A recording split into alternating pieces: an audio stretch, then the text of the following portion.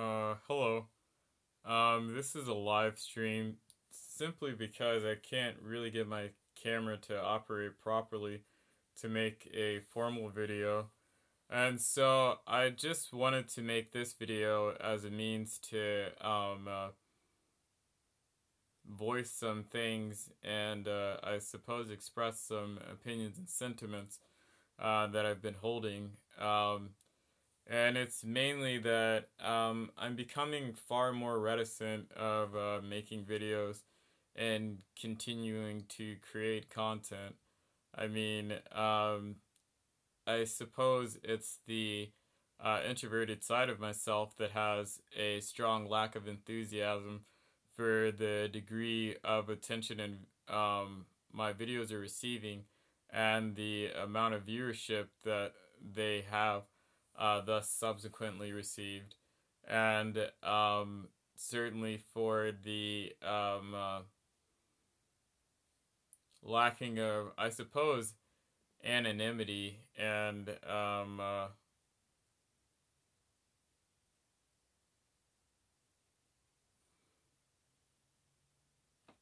I suppose it was my choice to come onto YouTube and to make videos and to make content, and I will continue to do so to run my promises true in terms of the items that I said I would make.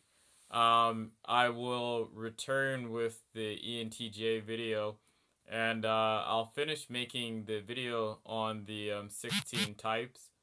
I will do the requested videos that I've been asked to do, and I will do the videos on the literary analysis series. I'll finish that series, and I'll finish. I'm basically saying I'll finish all the things that I said I would, and the things that I've started. Any part ones that are lacking part twos, and any part twos that are lacking part threes that are necessary, I'll go and do those things. I suppose the reason for my mentioning of this and the feeling necessity for me to, and feeling a necessity for myself to say these things or thinking it's necessary is to say that after these things are completed, I'm going to be done with making videos and I'm going to be done with any appearances in videos and or on YouTube in general. Um, it's been, I suppose, it's been rather fun, but I find myself wanting to recede more and more and more. I'm becoming rather anxious in terms of getting behind a camera and voicing what it is I think and what it is I reason and I believe. I'm becoming more and more, I suppose, disillusioned with things in a certain manner. I can't ever control for what actually something is or the what for a thing, and so it's just with these sorts of conclusions and things that I've just come to. I've just made these decisions. So, with the items that I listed before, I'll complete all the videos I said I'd complete. I'll do all the requests that were asked of me, and I'll do the projects that I said I'd do. But once all those things are done, it will be my final time in the sun, and that'll be the end of my production of content. After that, after all of that, I'll be done with making videos on YouTube. Um, oh wow, I was not expecting somebody to was not expecting anybody to view this live stream. Um, so with that, first no. Oh well, sorry. With that, I gotta. Well, all right. All right. Okay. Yeah. With that, I suppose I'll turn to questions. I wasn't expecting to answer any questions or anything like that. I didn't think anybody would watch this. Well, is there anything I need to clear up? Basically, what I covered was just that my growing sentiments that my channel, and at first, for one, I don't know all the people and who the heck is subscribing to this stuff, because I mean, I don't really think I do anything that's all that. I mean, I know I don't talk about, do you have other social media I can follow you? No, I don't. I'm not somebody into social media. I'm a rather private person. I don't have a Facebook. I don't have a Twitter. I have a Google Plus, but that's about it. I mean, I'm not. I'll make the videos I said I'll make. I mean, you're still gonna have content. You're gonna have a lot of content from me in the end, because I gotta finish the 16. I have to finish the 16 types.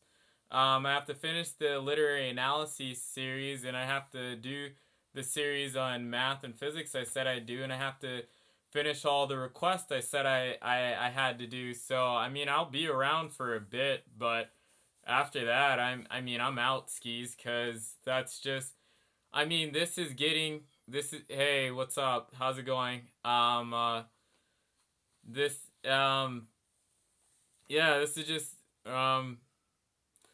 this is getting harder. It's just getting harder. It's just getting harder because I am highly introverted, and I mean, I enjoy doing this to some degree, but to another degree I don't, because I know it's my fault in terms of my presentations and things like that, but so often, like, the things that I'm saying are getting misconstrued in all sorts of ways that I don't really value. So, I mean, yeah. So on a brighter note, I can answer some questions. I wasn't really expecting to answer any questions. I suppose I can start here. So for any INFJs, if I have any INFJs watching, I'd like to do some clarification on the paradox of INFJs, that video, and what I was really trying to communicate. For one, when I watch or when I read or listen to most analyses on INFJs as personality types, yeah, I definitely have limited energy to expend. On personality, with the personality types, I oftentimes hear the analysis of the relational, personal individual that the INFJ is, how willing they are to partake in a social relationship, or how willing they aren't to be sort of accessible to others in communication and sort of empathic response. Just that's typically the garb you hear, and you hear sprinkled in there the tendency for sophism, intellectualism, and academia. You hear those things said about the INFJ. But one thing that I note from just staunch political history, damn dude, I love your videos. I'm an INTP. Feel you too. I feel you, man. Thank you. Thank you. One thing I do notice, like, from political history and from just conversations with INFJs I know personally, and from reading INFJ writers, that they're socially politically motivated. Thank you. They're socially politically motivated in a seemingly totalitarian manner.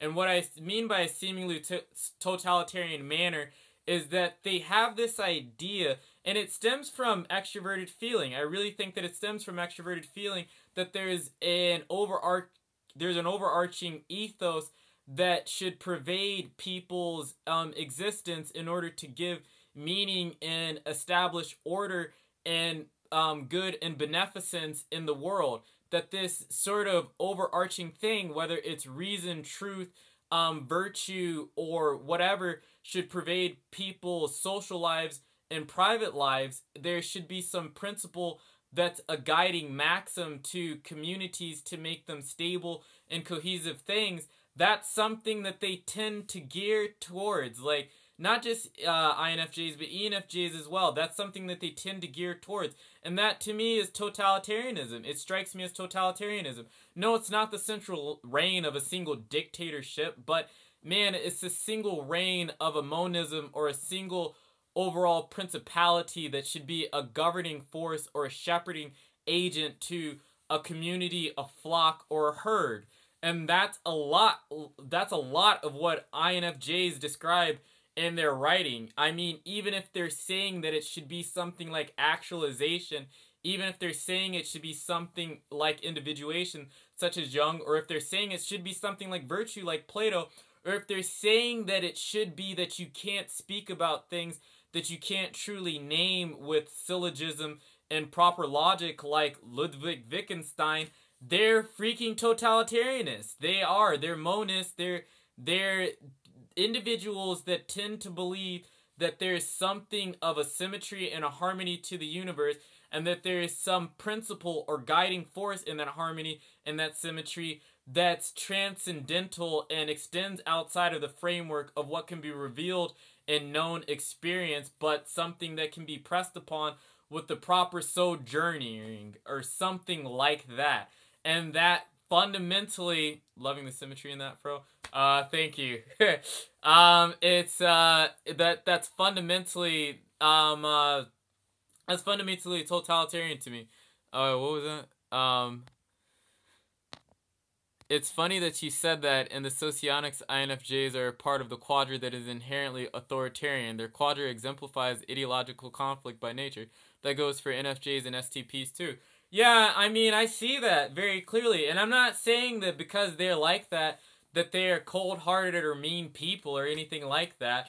They can be very empathic or warm, but I mean, like, I don't see many people noting that in their analyses of INFJs, and that's what I was trying to communicate in the paradox of INFJs, because that is pretty damn strange, given how kind and warm that they are as individuals, that there's something like that in them, because it can go wrong in many ways, and it has gone wrong in history, in fairly, recent enough political history in terms of, Hitler was most likely an INFJ. I mean, most of the communistic revolutionists are typed as some sort of NF, whether ENFJ, INFJ, or something or the other.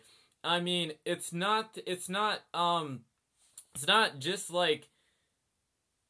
And I think the reason that they mostly go to this is because of the tertiary introverted. I suspect Bin Laden was an NFJ as well. And I'm not saying that they're inherently evil or that they're bad personality types. What I'm saying is that there's something in the matrix of that personality. Like, it could be in an INTP too, but the thing with an INTP is that extroverted feeling is so inferior inferior in our stack that we're not honestly motivated to take and do this sort of licensing thing of principles on the world.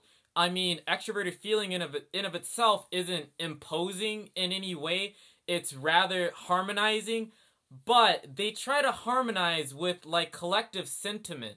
They're pro-social, and they want to act as binding and mooring agents out in a community. And they think that the thing that acts best as a binding and mooring agent, given the limitations of human beings and the faultiness of our perceptions, is something that's otherworldly, or something that's not principally based within just empirical, like, I hate to say just pure empirical reality, but in the sense, like, virtue isn't something you can touch. Virtue is not something you can touch, and it's a rather amorphous thing. It's something that's somewhat embodied, but it's more so embodied in the acting out of concepts and principles.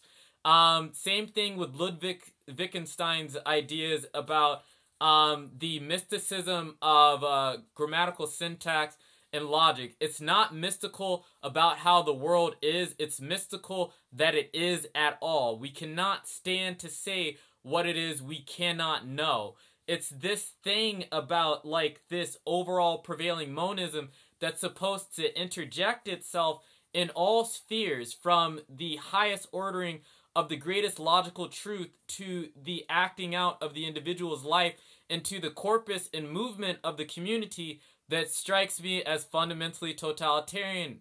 Because, you know, you could say the same thing with the Marx and the Communist Manifesto, or just really the Bolshevik Party and the Communist Manifesto. I mean, like, they didn't come up with the rhetoric, but I mean, the point is, like, the mode of being that thing is mostly extroverted feeling TI. Like, that's how I see it, and that's what I wanted to mostly explicate in that video. And I think that, you know, it's not that, at least that, and I have not seen that analysis come around. And I think it's just as important and salient as all the other relational ones that you hear about INFJs. And I'm not saying INFJs aren't relational and they're cold-hearted things. I'm saying that you just really don't quite understand how complex they are and how TI really operates in them, and the sort of principality monism that they sort of use to make larger social political decisions, and the social political decisions that they actually make would really surprise you given the type of individual that they are. That's the paradox, and that's what I was trying to say. And it honestly all comes from a well-meaning place, because they do want to alleviate the infirmities of the world. One thing that they are more likely to notice are the faults and flaws of a person. INTJs too. They tend to know, they like dominant introverted intuitive types are really good at picking out flaws in people. It's really good at spotting what's wrong, as well as being when you couple that thing with a thinking function. It's pretty good at noticing what's wrong with the world. I mean, it's really good at noticing what's wrong with people. And if you're constantly being bombarded with that image, and you are so humanistically based and pro-social like the INFJ, you may turn to ends and means about trying to bring about these harmonies that don't confine themselves to the brotherly philaic sentiments that you hold so dearly as an individual, because you know one thing, that human reason is flawed, emotions are fickle, experience is deceiving, and senses are deceptive, and the things that are just so vapidly and ephemerally lasting are not the things that any foundation of truth and true moral and ethics can be stood upon. So that's why they tend to turn to things like the immutable word of God, or virtue, or the truth, or the mysticism, or the oneness of the universe. That's all I'm saying. And like, I have not seen an INFJ that contradicts that. I mean, I just really haven't. But I mean, like, that may just be me, but yeah. So that's what I was trying to say in that video. Obviously it wasn't well received. Well, it was, but in some respects it just wasn't. But yeah, anyways, so another note, one idea one thing I've been reading a lot lately is one idea I also hate is that anybody who's high in general levels of intelligence is completely socially clueless, or and it suffers with Asperger's syndrome or something like that. There's a complete lack of empathy. And I don't know where the hell people get that from, man, because that's not empirically at all the case. I mean, okay, so a good study is one that was done by, okay, so one, if you want to know things, you should probably ask questions about the correlation between something you see in the world and the temperamental characteristics of an individual. So, researchers, I guess psychometricians, neuroscientists, and psychologists, these are the groups that are most interested in these questions. When Howard Gardner was proposing his theory of multiple intelligences, scientists really wanted to test this, because there's obviously problems with IQ tests. It's the best we got. There's problems with them, but it's the best we got. It's the best working model in theory we got. But if there's something better in science, we tend to supplant the theoretical model we have with a better theory. So what we wanted to know was, does multiple intelligences explain anything that the Big Five inventory and IQ can explain? And the resounding answer was no. But a more interesting thing was that there are several correlations shown between various temperamental traits and IQ. And then the question became, okay, well, is IQ just a personality dimension? Is it a cause of personality? Or is it the other way around? Does IQ influence personality? And Colin D. Young, Rex Young, Scott Barry Kaufman, Jordan B. Peterson. Man, there's been a lot of people that have been trying to tackle this question empirically. But what literature has shown is this, is that general intelligence as a trait can be bifurcated into two components, one being nonverbal intelligence and the other being verbal intelligence. The trait of verbal intelligence within general intelligence has the strongest correlation with temperamental variances in people, or two given traits in people. So people that load high on verbal intelligence also load high on the trait of openness to experience, and the trait of openness to experience can be a predictor for one's levels of verbal intelligence, and one's levels of verbal intelligence can be a good predictor for their levels of openness to experience. There is only a moderate correlation between one's overall levels of general intelligence and openness to experience, which that's a surprising result because that's not what researchers thought before. But what's even more surprising is this. People who are high in verbal intelligence are highly empathic, or more so empathic than other people, and way more empathic than individuals who load highly on the nonverbal intelligence side of the scale. And it's mostly that they have a strong correlation with the trait of compassion within the trait of agreeableness in the Big Five inventory. Within the Big Five inventory, the trait of agreeableness is about how relational you are willing to be as an individual, how much you're interested in the problems of others, being pro-social, being forgiving, and being, I guess, what one would consider empathic. And so that's, that goes to show, at least from what I can infer from that, is that, temperamental variances explain more things than people want to account for. They don't they don't account for everything, they don't explain everything. But really, this idea that people who are high in general intelligence have no social ability nor are empathic, that's just a bad idea that people get from the Big Bang Theory. I mean, that's not reality. Okay, so that's just another thing I'd like to throw out there, because I mean, it's retarded. If you read a core, if you read a core, epistemologically, do you think that T users tend towards empiricism, while TI users tend towards rationalism generally? Yeah, I think this is how it works for TE and TI. I think that TE uses rationalism to inform its empiricism, and TI uses empiricism to inform its generalism towards rationality.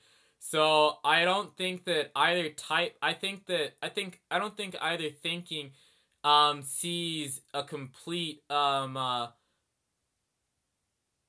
of necessity for one thing or the other, because it's not like, so for example, if you read things that if you read like an INTP philosopher, what they tend to do is try to use their own personal experience and move through the known facts and wisdom of the time to make larger stratum generalizations about whatever, the universe or God or whatever, what have you, that damn philosopher is talking about at that point in time.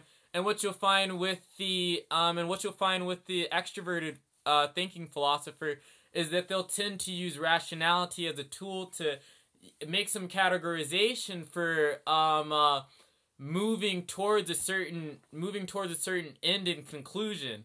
They're two things drawing on similar sources of information, but using them to go to different tail ends of a necessary continuum between dialectic. Because you could kind of think of knowledge as a human enterprise. It's really a construction, and it takes a lot of hands to get dirty to make this construction a good thing. you need the thinkers that can really try and get something on the shorthand, bang it out, and see how well it flies in the world. And you really need the thinker that can sort of postulate something as a new precipice to the problems that yeah, I'll talk about that more. At least a precipice or a problem to the things that we're currently facing in the environment that we can't account for and explain. Because the problem with empiricism is it can get too caught up in its observations, and it gets too it becomes so much of a house of mirrors effect that you can't honestly get to any new conclusion. And the problem with introverted thinking is it can be in such a vacuum and an ideal sort of principle space that it doesn't touch in reality. And so you need some fact to touch it to actually make it true in its conclusions. So the two kind of need to balance each other out so that we can get good knowledge. That's how, I mean, that's at least how that's how I see it. And so yeah, I think TE generally tends towards empiricism, but values rationality when it's necessary, pure rationalism when it's necessary towards its ends. And I think that TI values general rationalism and values empiricism towards its goals of creating models and systems, theoretical systems.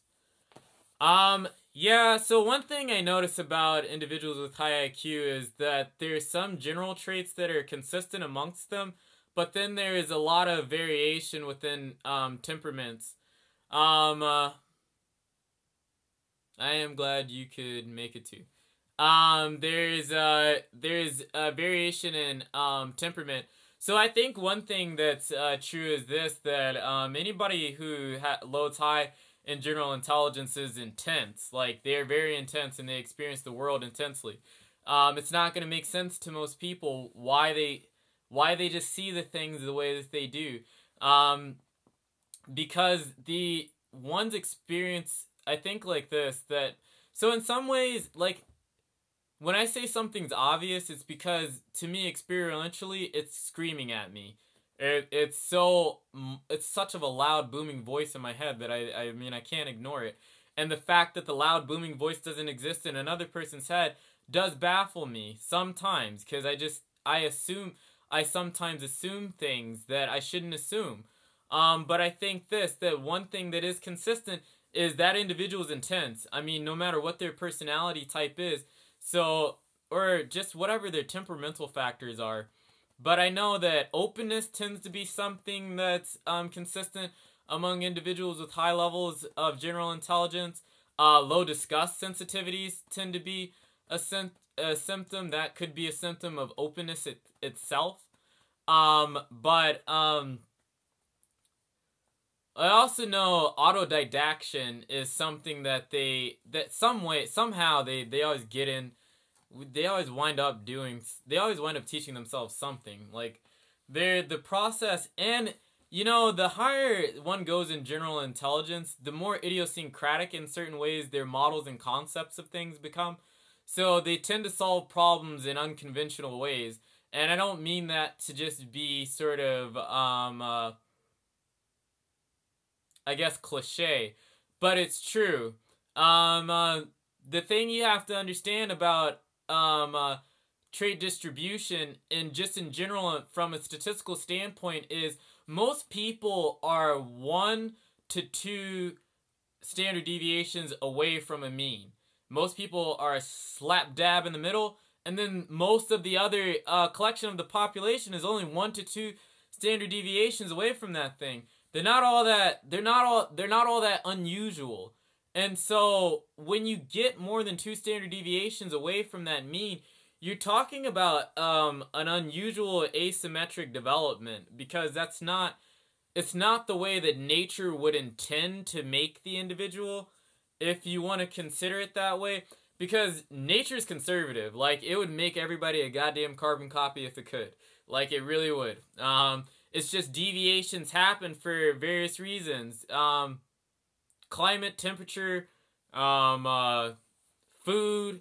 I mean, the system of creating. Because one thing like this, a body is like, okay, there's one thing to get is self-organizing systems. Like brains, bodies, all sort of biological tissues, and all the organisms you see running around in the world, they're self-organized little systems. Like the helix, the DNA structure, that's a self-organized system. It's really peculiar in the sense that it's only the way that it is because of small variations within the motions of its creation that led it to be what it is. And so much of what a person is in terms of their brain is very much like that. And so when you're talking about somebody with high levels of general intelligence, that's not normal. That's really not normative. Just like when you're talking about somebody who's mentally disabled, it's not normal. Like you really wouldn't, like if you would pick it, if nature could pick, or if anybody could really select like a perfect game, you wouldn't have anybody too far to the right, and you wouldn't have anybody too far to the left. It's like these different kind of extremes and variations have developed niches for themselves. And I mean, like, we've hit a boon in technology and things. And sort of in history, we have selected, like, collectively, since we've become more civilized, we've selected for higher and higher IQ over time. Like, they have to renormalize IQ tests decade by decade because we're feeding people with abstraction more and more at such early ages now that at least if we're conceiving IQ as the ability to manipulate abstractions, people are getting pretty damn good at it for the most part, or at least people are getting better at it for the most part. I mean, you just look at the world you live in. I mean, just to go through the checkout system in Walmart, the self-checkout system in Walmart, you got to kind of be familiar with touchscreens and operating a computer and things like that. Dials and nodes and all various things. You got to be able to communicate with abstraction in a way. I know that that's not exceedingly sophisticatedly, abstractly complicated, but the point is just that we're kind of moving towards this thing where it's a selection, and what we're selecting for is asymmetric patterns that are not regular and would not distribute themselves as frequently within a population if you just left it to natural devices, I suppose. But sexual selection is a natural device, so go figure. The reason I'm saying all that is just simply that individuals with high IQ, they're just odd, like in a lot of ways. They are oddities, and and that leads to the way that they solve problems, because you're not, each brain isn't the same brain. I mean, and there's something that's funny too, because with the trait of working memory and IQ tests have high correlation. At least timed IQ tests in working memory have a high correlation with one another. And autism and working memory have a high correlation with one another. But also schizotypy traits have a higher correlation with divergent thinking and fluid intelligence. So it's kind of like this. You can load in very juxtaposing manners in terms of temperament and cognitive traits that make it such that you're just an odd individual all around. And so that's one thing I notice about individuals with high levels of general intelligence. They're intense. They tend to be autodidactic. They tend to be more open, I suppose. And they tend to be rather idiosyncratic or novel in the way that they decide to solve problems or approach issues. And I think a certain level of independence comes with them too, just because I think that comes more from experience in the world, because, I mean, you learn you can rely on your own ideas, I think, a whole heck of a lot earlier than other people do, in the sense that you can actually come up with ideas at an earlier age that you can rely on that are better than some of the ideas that are in your own environment. And so you don't really have to pay attention to other people's ideas. I mean, at least you learn that you don't really have to pay attention to other people's ideas. So, yeah, I think that those are certainly some traits that can cluster in individuals with high IQ. Yeah. So,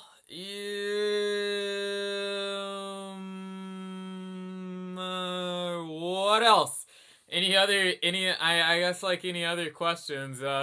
That's something I definitely noticed. But my thoughts are this. So I think like one thing that is very much be prescribed to me because I'm an individual that thinks about general intelligence or IQ is that I think that okay, one thing I don't like personally is being all that different from other people. I really don't like that. That may surprise a lot of people, but I really don't. Like, okay, so I do in this way. I'm an INTP, so I don't really like it when people copy me or something like that. Okay, so it's hard to express it. I don't really like it when people copy me. I mean, because I think they're infringing on like my own ideas and things like that. I don't like it when people take my things, but I don't really like to stand out. I really want to fly under the radar for the most part. Like, if I could pick it, I wouldn't be ever noticed in a crowd. I really wouldn't have people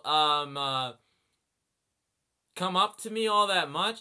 I just like to blend in. It does not, like, certain features of myself just don't make it all that easy. And, like, I'd like to be the same in some respects, and that's extroverted feeling. So I don't really necessarily like differences in people innately, but they're there. Like, I just can't ignore the fact that they're there, and they're so empirically demonstratable that it ain't funny. Like, I think if people have a problem with that, they just don't like the truth. They really don't like the truth. Because I don't think that it's crazy to believe that there's differences in people's levels of intelligence. I don't think that that's crazy at all. And I don't think that those differences don't have implication, or that whoa, what the heck happened?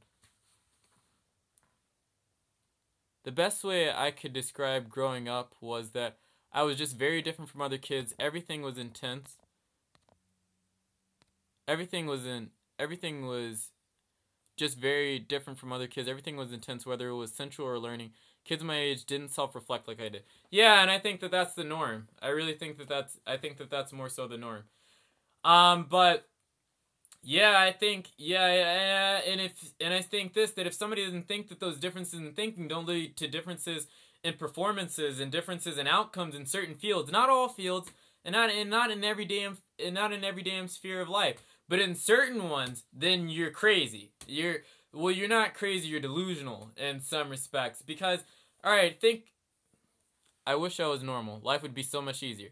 Yeah, it would. I mean, like, okay, so if you're 2 standard deviations from a mean, you are reaching a certain level of population distribution that's scarce. You're 2% of the population, 1.2% of the population the further you move out, or 0.2% of the population. Like, there ain't a lot of people that you're gonna run into in your world that's like you, or that even gets what the hell you're even talking about, or why you perceive things the way that you do, or why you're so intense. Like, nobody freaking gets that, and it's annoying. I mean, and so it's like it's not necessarily a fun thing. It's not necessarily a fun thing. But it does have its perks. But it's not necessarily a fun thing. But it's a reality. It's such a reality. I mean, like, okay, so one thing is this. Like, I hated this when I was in 6th grade. So you know how when you're learning math, you know how when you're in your little pre-algebra classes and you're learning how to deal with square roots and things, you can't take the square of a negative number? I was not at all alright with the fact that you couldn't take the square of a negative number. And I just didn't believe it. I thought it was complete horseshit. I don't know how I knew it was complete Well, I know how I knew it was complete horseshit. Because at that time, I knew somebody like Einstein lived. And so my teacher would say, you can't square negative numbers. And I'm like, that's not true. And they're like, yes, it is. I'm like, no, that's not true. Like, I can't believe that you can't square negative numbers. And I ask her, how long has math been around for? Well, thousands of years. You're telling me that math has been around for thousands of years, and that there was an individual like Albert Einstein that existed not but just some 100 years ago, and we haven't figured out what the hell to do with the square of a negative number? You want to tell me that? Like, I don't believe that. Like, I was like, how stupid do you think I am? Like, I might be 10, but like, dude, like, you can't expect me to buy that one. Like, but that's the way it is. And teachers don't like you when you're like that. But yeah, it's not but it's true. It's so true. Like, that's what I thought, and I was so goddamn staunchly defiant. I was not gonna accept that, and lo and behold, you can. They're just called imaginary numbers, and it's like, oh yeah, all right. So, and I always knew, and I was just always cynical about teachers because I always felt like they were lying to me. I was like, what do you take me for? But okay, either way, okay, either way. So one thing my philosophy teacher couldn't stand me. Oh hell, man! Like, I swear, like, if I'm in a philosophy class or a literature class, man, most of my professors can't stand me because most schools are really liberal, like very leftly liberal. And I mean, I'm politically liberal in this way. Well, okay, I'm politically liberal in this way. I like gay people. I mean, like, in the sense that I don't think that there's anything wrong with being gay. And if they want to have marriage, like, hell, let the people be married. I don't think it's my right to tell anybody they can't get married. For the percentage of the population that is trans, I think that there should be something in the world for them insofar as that they can pursue the life that they find meaningful and things like that. And I think for people who can't make, people who can't, aren't given the opportunity to make good choices but would like to make better choices for themselves, there should be programs such that they could be responsible towards making better decisions for themselves. Something like that. In those ways, I'm liberal. In other ways, I'm not. And I just think that some things are freaking stupid because they don't agree with empiricism. I mean, I don't think that you can. I mean, they don't agree with what you could empirically make out in literature, and they don't agree with what you could observe from the world, and they don't agree with what you could reason with from pure logic. Like I had, for one thing, nihilism. Okay, man. So I had a philosophy teacher that was very liberal and nihilistic, and they really liked nihilism, and I don't like nihilism. I really don't like nihilism, and there's a reason I don't like it. One, because I don't think it's logically consistent. Like, I legitimately don't think you can be nihilistic for a few reasons. One, people are social creatures. Well, I guess, like, there's like several caveats to this argument, but it kind of runs like this. People are information seeking, and they're information differentiating creatures. So people have a brain that looks out into the world and tries to make sense of it in terms of goals and aims. So we're motivational creatures and we're social creatures.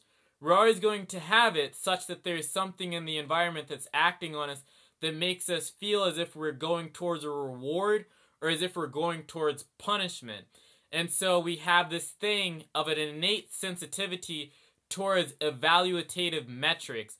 We have what psychologists plainly call a pain-pleasure principle, and it's the seat at which we create values, and it's necessarily the agent that creates, like, meaning. It's what makes our experience or the phenomenological landscape speak something to us. It's why empirical matters even matter to us to begin with. And so there's not a such thing as that there's no meaning in the world. Meaning, Akuma, have you ever done an Aikido? Okay, meaning in the world is something of a construct insofar as it's something that comes by way of the lived experience. And that's honestly not subjective.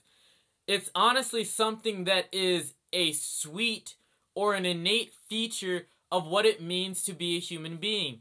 Because you're a human being, you are something that is toggled by meaning in the world. You're pulled one way if it's meaningful, you're pulled another way if you think it's not meaningful, or if it leads to death, essentially. That's how it splits for every person's mental makeup, like where or not. That's why you have dopamine, that's why you have cortisol, that's why you have serotonin. You don't have those neurotransmitters for kicks. You have those things to move you, and they're the very things that animate you in the world. So there is not ever really empirically so a such thing as a meaningless world. There's meaning in the world because you're in the world, ergo there's meaning in the world. But then there's this thing here, that because you're social and because you are a motivational creature, you're going to experience either positive meaning or negative meaning in the world, whether you want to or not. But for the mere fact of this, you're going to die. You have to eat. You want to sleep. You need to sleep. You have to reproduce. You want to be social. You have to have friends. And for various reasons, there are going to be things that you can't control that are deterministic, or rather quasi-deterministic forces that act on you completely outside of your choice and your scope of agency. Like, nobody gets to pick the way that they look. I mean, like, you can have more control over it with plastic surgery these days, but nobody gets to pick their levels of general attractiveness. Nobody gets to pick their height. Like, nobody gets to pick their... There's a lot of things you don't get to pick. You don't get to pick your familial unit. You don't get to pick the city that you were born into, or the neighborhood that you grew up in. For whatever reason, the absurdity of your life is what it is. And it's going to act on you and affect you. And one thing, too, people have multiple wills and dualities to them. I mean, people seek dominance in hierarchies just as much as they seek to be pro-social and altruistic and empathic. We have a multiplicity in our nature, and so you're going to be affected by these things very really. The nihilist is going to experience negative emotion, but this is the caveat. When you say that there is no meaning in the world, you say nothing has any intrinsic value. So you get to ignore, because basically the dopaminergic values are fairly plastic insofar as this. Like, you get a natural dopamine kick when you eat food. You get a natural dopamine kick when you have sex. But, you know, there's so many other ways you can get dopamine to propagate in you as an individual. From, like, being a parent. Well, for mothers and breastfeeding, in terms of being a parent. From exercising.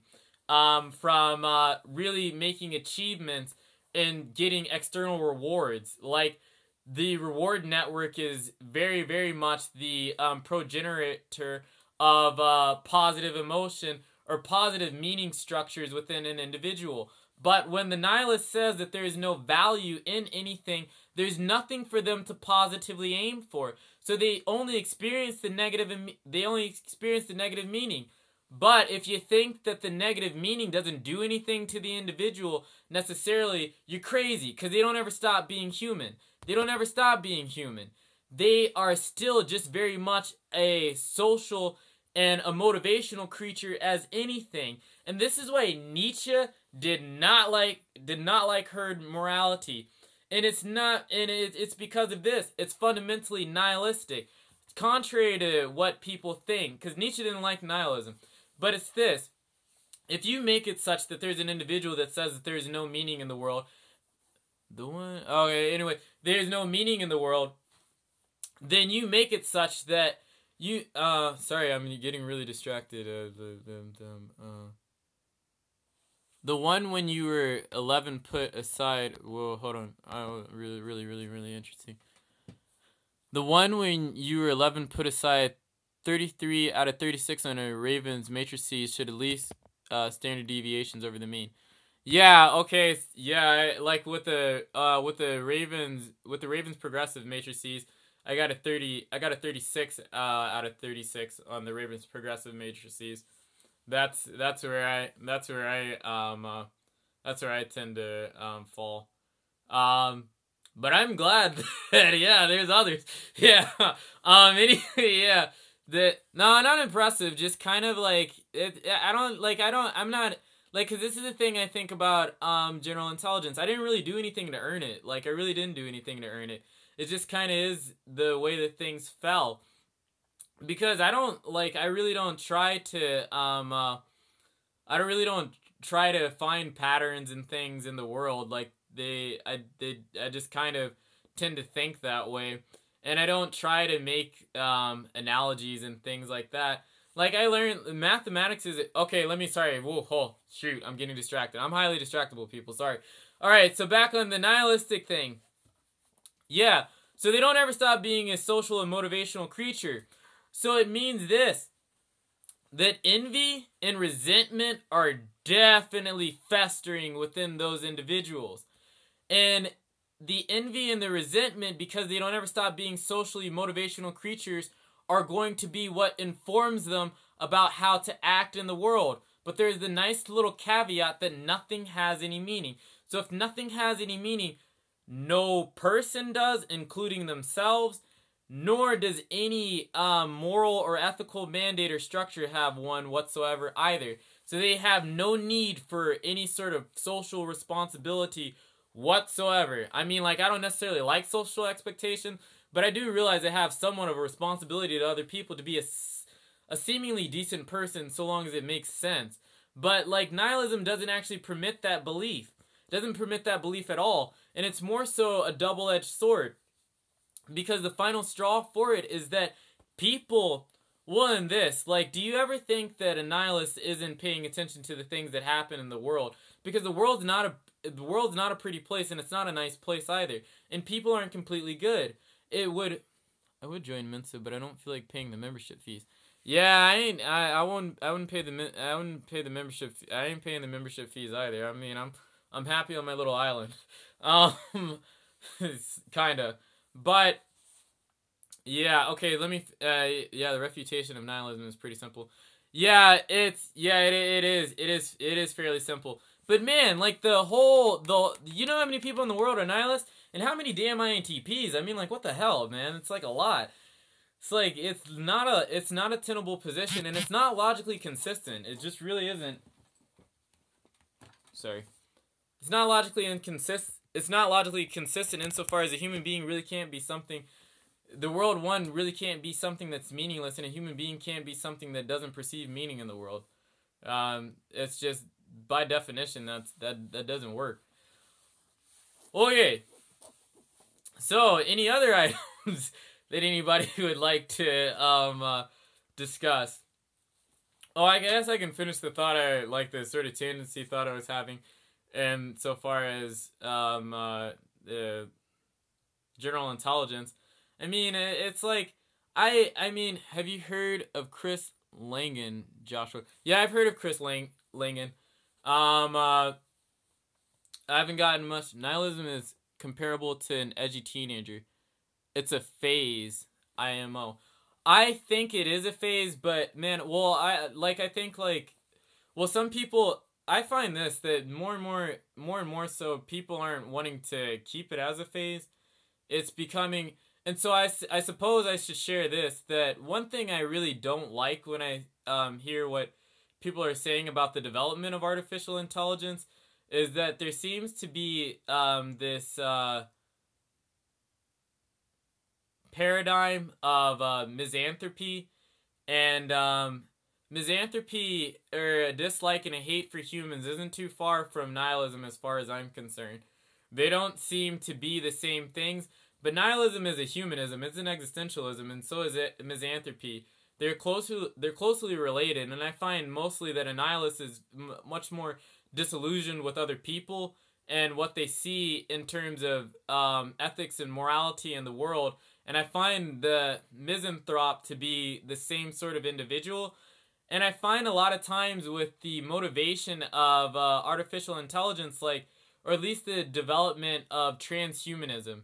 It's really the development of transhumanism, which is something that's being couched in with the development of artificial intelligence that really strikes me cold, because I get that human beings are limited, and I get that we have sickness and we suffer and we die and things, and we should do our best to try and overcome those things in the world.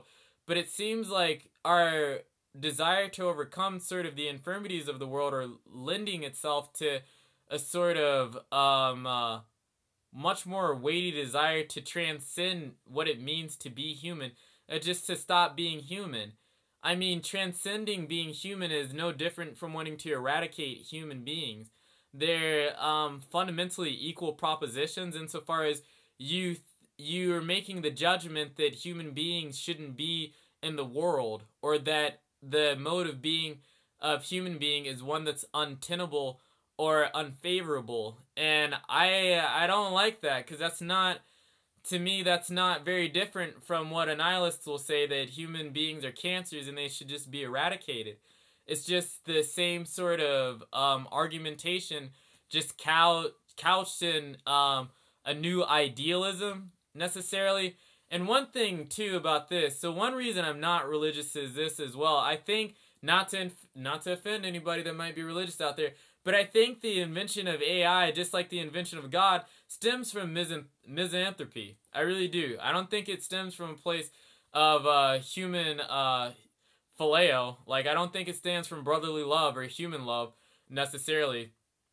Because, for this reason, it seems like God exists for everything that's wrong with people. God exists for every limitation that there is in a person. It seems like AI exists for every shortcoming that is in human beings, and we fundamentally want AI to take over and inherit the world. That's like one thing, that's like a very real sort of narrative I'm hearing from a lot of people, insofar as well, how should it be such that we manage AI insofar as making supremely intelligent beings that can govern themselves. And some people have the idea and the notion that they should just run on with their own business and leave human beings in the dust, that they're the next step in evolution and things. And I don't mean to be sort of misanthropically preservative for irrational means and reasons, but I think that the stint of human beings on this planet is a rather short one. We're like the Johnny-come-latelys, as Carl Sagan liked to say it.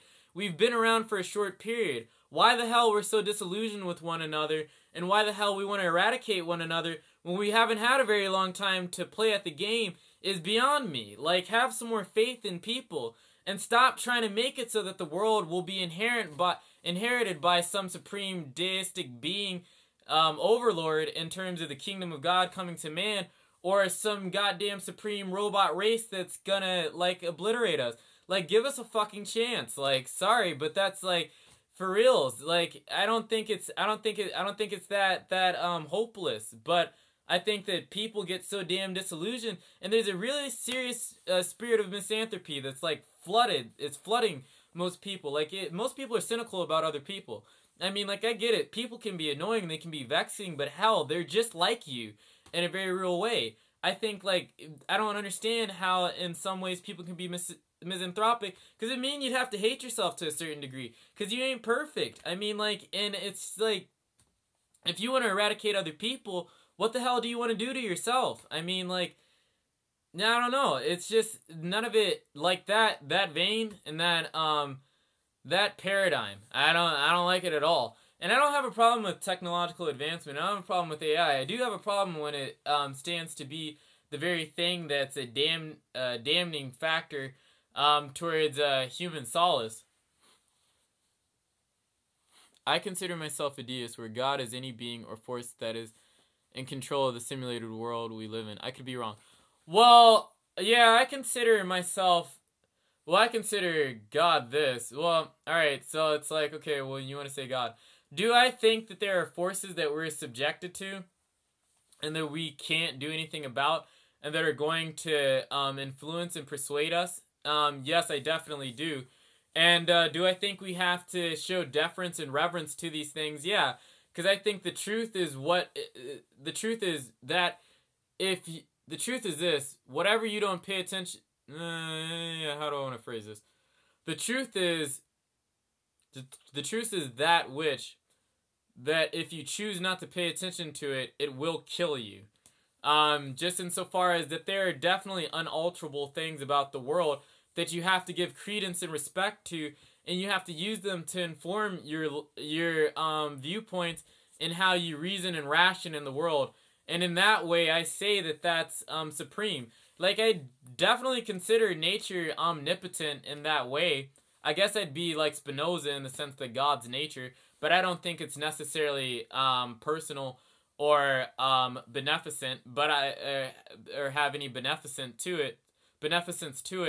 But I do think it definitely is the supreme agency of the human landscape in the world that we're living in, and in that way, yeah, you definitely could consider me a deist, but it'd be more like nature's God, and it's the arbiter of judgment and truth in the end. Yeah, so that's how I think that's how I fall on the fence. I mean, I don't like, and it's not like I don't like the idea of limitations within humans, or human beings being subjected to anything outside of their own will and interest, because I think that that's why we need those things for communities. We need things like that for communities to exist. And we certainly need those things to become, if you sort of conceive as human beings as aspirational entities, things that are filled with possibilities just as much as they are actual things. We need those things to become all that we can become. But some of the ideas that come with the some of the ideas that come with formal religious systems, I understand the sentiments in them. I definitely understand the motivations for creating such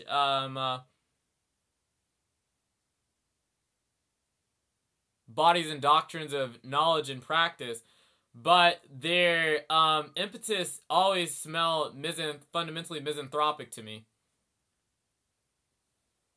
Yeah, deism isn't pantheism, but I wouldn't really describe myself as a pantheist. Like, I'm not a pantheist necessarily. Like, I'm a naturalist. Like, I don't know what to, like, I can't really say what it is, because I'm not necessarily a pantheist. But I do think that nature is God, not in the sense that it's personal, not in the sense that it's relational or anything. As far as I know, deism doesn't include a belief in miracles that deify known physical laws. Yeah, I don't believe in miracles or anything like that. Or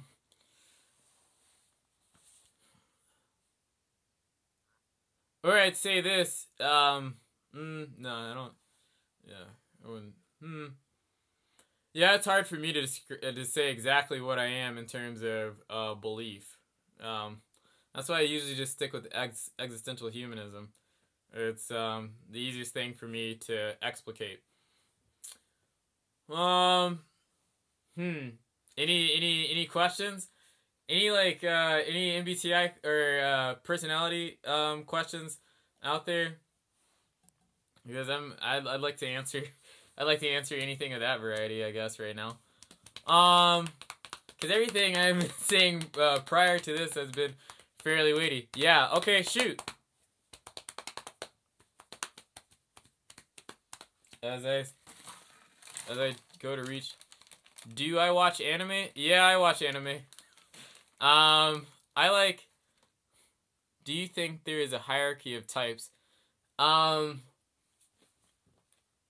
hierarchy in what way? Like, because I think you can have multiple hierarchies. Yeah, I think you can have multiple hierarchies. Like, you can have a hierarchy of competence. You can have a hierarchy of an embodied, made out of, with the premise of an embodied trait being at the foundation of it. Well, I think this, like, in terms of the most socially and fiscally productive non-circular hierarchies with some at the top. Oh yeah, okay, yeah, I say there's definitely, and I'll say what I think the hierarchies are. So,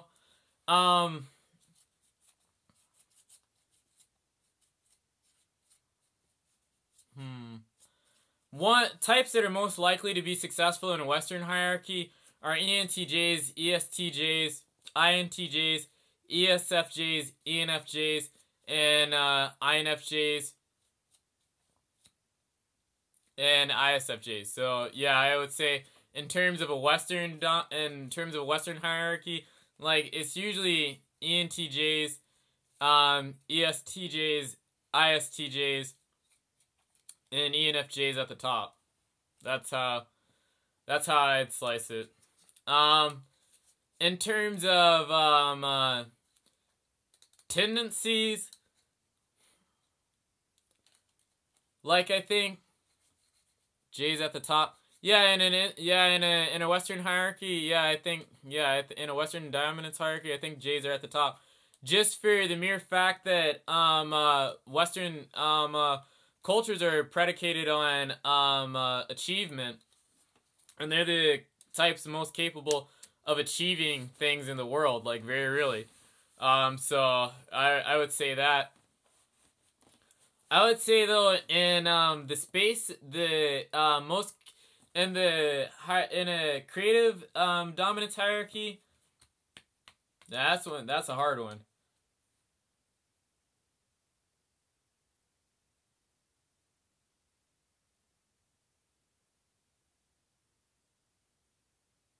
Okay, all right, I'm gonna have to parsimony that creative dominance hierarchy. I would say that creative dominance hierarchy parsimonied into intellectual creativity. No, I can't say that. Nonverbal intelligence creativity and verbal intelligence creativity.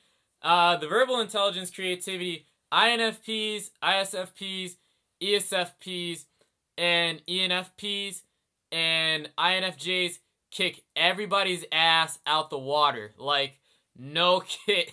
No, way out the water. They are reigning on top. And INFPs, man, INFPs, when they want to, they're some creative sons of guns.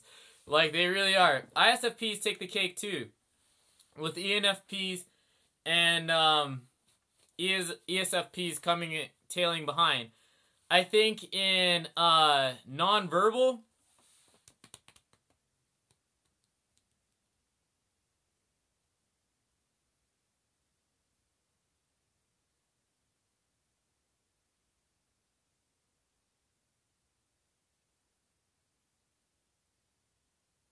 yeah, I'm going to go with INTJs, INTPs, then ENTPs, and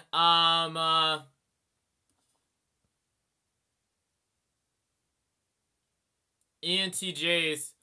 Yeah, that's the way. Because I really had to think about that. Like, that's the way that I would say it. And honestly, like, when I say INTJs and INTPs, it's really, you gotta ask yourself what you want. Like, you really gotta ask yourself what you want. Because that's really hard to say which is definite one and which is definite two. Because, like this, like, even in math, like, fuck, calculus is a great example. You have the INTJ and Newton, and then you have the INTP and Leibniz. It's like, they did it at the same damn time. It's like, it's different ways of getting to the same place consistently. Philosophy, like, hell, do you think you could transition from INTP to INTJ? No, I don't think I can. Just for the mere fact that I can't use introverted intuition. It, like, introverted intuition makes itself known to me, but I can't. I mean, like, I'm skeptical of it, I guess, is the best way to describe it. The minute I have an introverted intuitive realization, and they tend to not be of the full range, I think, that an INTJ necessarily experiences. My introverted intuition typically tells me doomsday messages, one. Like, that's how I'll spot something like misanthropy in transhumanism, or in the creation of like monotheism, I guess. And it's the thing that'll tell me, it's a thing that, like, it'll pose itself to me not while I'm trying to solve a problem, but when I've walked away from the damn thing and can't actually touch it, and then it suddenly wants to give me the answer or an idea that's going to help me get an answer. It's just not, it doesn't lend itself to me practically. I think for an INTJ, it lends itself to them far more practically and with regularity than it does to myself, for me to ever consider myself an INTJ. And I just noticed that I tend to be much more prone to extroverted intuition and TI. In socionics, INTPs are skilled in NI but place no value in it, so it's more subconscious. It's the same for INTJs in TI. Yeah, I noticed that. I definitely noticed that. Well, it's not that I don't place any value in it. Like, I mean, I do see where it's useful. I just don't necessarily like how it presents things to me. Because, I mean, it's like this. TIFE is always in the business of trying to demonstrate something. It always wants to demonstrate to others. And NI ain't necessarily interested in demonstrating anything. It's like, here is the answer. It has arrived. Well, you're like, well, how did you get that answer? Doesn't matter. It's like, no, it does matter. And it does matter. Like, it really does. And sometimes it's just because of this, like an INTP, because of extroverted intuition and introverted sensing, we're just looking around like all the goddamn time and just passively drinking things in. And so we collect large and large bodies of data. When I synthesize something, like if I synthesize all that stuff into a singular point, I don't know, I wouldn't know where the hell to start. Like, I personally don't believe how the cognitive functions are said to relate with the types. As an ENTJ, I see a huge leap there.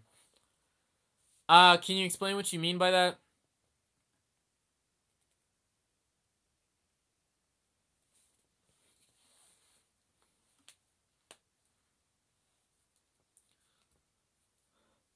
Well, I mean, I think that the cognitive functions are meant to describe certain patterns in thinking. And I know this in terms of, cause I can say this, that definitely in creative modes of thinking, as in how do you know a type has a certain certain cognitive functions? Well, I can explain this. So you don't, I think this is what you know. People tend to think in various cognitive patterns. So, for example, in various creative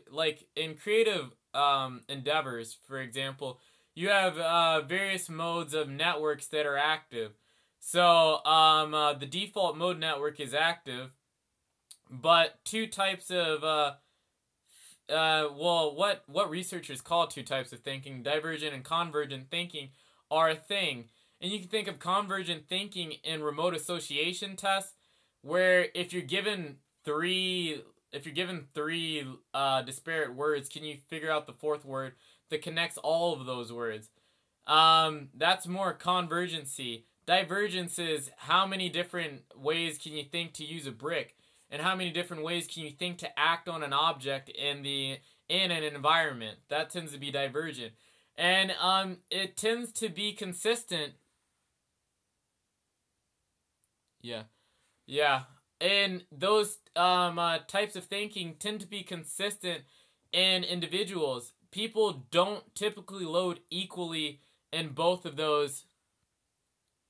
Yeah, correct. Convergence and divergence. Yeah, people don't load equally in their. People tend towards one or the other more so, typically. And then I know this too, that most people, in terms of when they're going to solve problems with parsimonying the world into objects and barriers. There is a small set of people that tend to parsimony the world into dealing with properties and forms.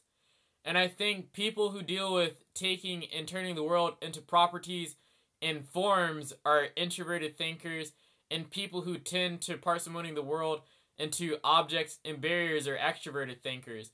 I think just the cognitive functions are just descriptions for how people tend to act, or just how people's thoughts tend to act, because cognition isn't very different from person to person. It's really not. And the ways that somebody likes to think doesn't have like a great deal of variation to it. So I think in that way, the cognitive functions are descriptive of a personality type. Because if you just want to demarcate, I suppose, an individual who's more prone to using the types of innate assumptive qualities that make something up, like syllogistic logic and categorical logic, you want to call that person an introverted thinker. And if you want to talk about a person that tends to be more value-driven, personally value-driven, and morally resolute in disposition, and self-referential, you want to talk about an introverted feeler. I mean, I just think that the cognitive function serves as languages to talk about what's objectively there already. Not that they're necessarily inventions, but possibly poor descriptions of what's actually there. Like, that's the way that I would see it. And I just say that because there's too many other personality inventories that are fairly good at predicting things for me to think that MBTI gets it completely wrong, like in the sense that there aren't personality types. Because I know in terms of the Big Five, people do load certain ways in personality dimensions, from conscientiousness to openness to agreeableness to neuroticism and to extroversion. And the constellation of these loadings really determine how the individual tends to be motivated to see the world. And I think that that's what Jung was trying to do with his conception of the cognitive functions. May not have been perfect, but I think like that's the deal. And we're just trying to they're just trying to describe what's already actually there. So that's how I think of it. Anything else? Like anything else?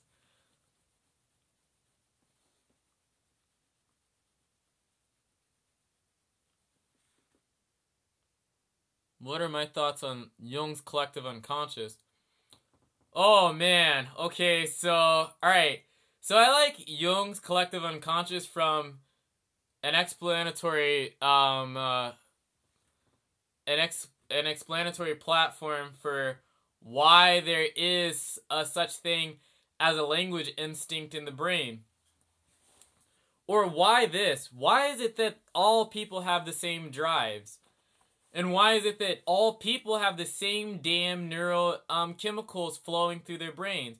And they all have the same animating motivational power in every person. Like, when you go from person to person and culture to culture, they go about doing things differently, but the why for what they're doing and what they're trying to act out isn't different at all. And then this too. When you look at human evolution, it had certain epochs insofar as modes of being, and I suppose creative ingenuity in terms of action that made it such that we became the things that we are and no longer were primates.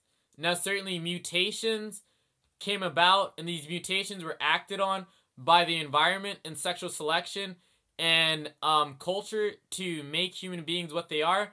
But I think that the collective unconscious is trying to explain for those items that propagated in our evolutionary history that makes us distinctly Homo sapien.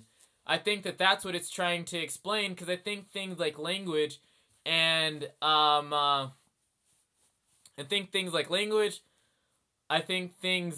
abstraction. There's various things that are just fairly universal, like within people, and there's no good explanation. And also why just drives and neural networks are the same for all people. I think that that's what the collective unconscious Jung's collective unconscious was ultimately trying to explain. Now I think in the sense that it actually fits in the whole scope that Jung spoke of it, I think that those things explain archetypes. Like, I think archetypes are real things, but I think archetypes are modes of being. Like, they're modes of being. The way they're the things that human beings turn to in their evolutionary history to make them what they are, so we just return to them again and again and again and again. And they get redressed in story and motif over and over and over and over again because they're important for us not to forget. And I think this too, that the collective unconscious being something that pervades the overarching ethos of human motivation and thought is something true, because culture is an abstraction. So culture ain't really there, it's an idea. It's a really, really sophisticated idea, but there ain't no damn thing keeping you from running a red light other than like punitive measures that exist in a system. And they aren't really there. Like, money doesn't actually mean, like, money means something, but it doesn't really mean something. It's an abstraction. It's an invention. It's an abstraction that has physical form. I mean, like, there's so many things in the world that are just abstractions that have physical forms that we forget that we're honestly walking around in a world of ideas, because, like, the world that human beings live in isn't like the natural world. It's culture. We're deeply embedded in culture, and you better believe ideas are moving through this landscape and acting on people and possessing them to move one way or the other. So in that way, I think, yeah, Jung was spot on, like, about the collective unconscious. And man, was a genius in my book. And I know this too. I have like a lot of freaking crazy archetypal dreams. Like, I'm not kidding you. I have a lot of crazy archetypal dreams. So I know, like, I know in some ways that it's like, I guess personally, since you mentioned neuroscience, do you think species go from non-general intelligence to general intelligence that can be measured, or that it's spectrum that places even non-intelligence and it's spectrum that places even non-general intelligence greater in the same class?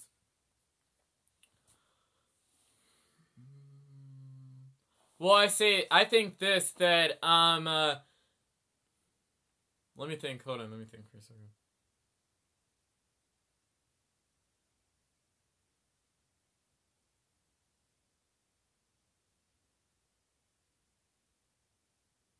I would say it's spectrum in this way, that it's arrogant to think that the brain is what it is, independent of the body. It is because we inhabit the bodies that we do, and we do have what some would consider non-general intelligences, that we have the kind of intelligence, the kind of general intelligence that we do have. You know, if we don't have opposable thumbs, and if our eyes aren't sensitive to light and things, and we don't walk upright, we legitimately do not create the cognitive architecture that we do create, such that we have prefrontal cortexes, and such that we are the thinking animals that we are. I mean, there's nothing, honestly, for sexual selection to act on to sort of speed up the system to get a very robust prefrontal cortex, if these sort of embodied non-general intelligent features aren't there in the human being to begin with. So in that way, I think it's spectrum. But I think this too, that people value general intelligence for the mere fact that we've learned over time in history that it pays for us to be able to generate ideas, and it pays for us to be able to manipulate abstraction. So in that way, and then especially within the era and age we're in terms of a technological and information one, yeah, people are going to unduly prize it in some ways over the foundations of it. Like, the non-general intelligence is the father of general intelligence. What is it? I read somewhere on Wiki that Jung said feeling is a function that occurs between the ego and a given context. If you're familiar with this, could you give your thoughts? Can you give your thoughts on how that might work? Okay, because what Jung was trying to say is that because Jung had an interesting idea of an individual or an ego. They're partly biological, they're partly temperamental, and they're partly cultural. So they're this mix and mess of things, and that's the you that you identify with, this mix and mess of things. But that mix and mess of things that you identify with is a construct of values. It's just like it's a construct of values, whether they're temperamental, whether they're anthropomorphic, or whether they're cultural. That's really the sum of you. So you'll experience something in the world that affirms or negates those things, and you're going to react to it, or at least feeling types are going to react to it. and the way that the content of the external environment or the internal environment, the reactants inform the individual to move and behave determines whether or not they're a feeling type or not a feeling type. So that's what Jung was trying to say in that.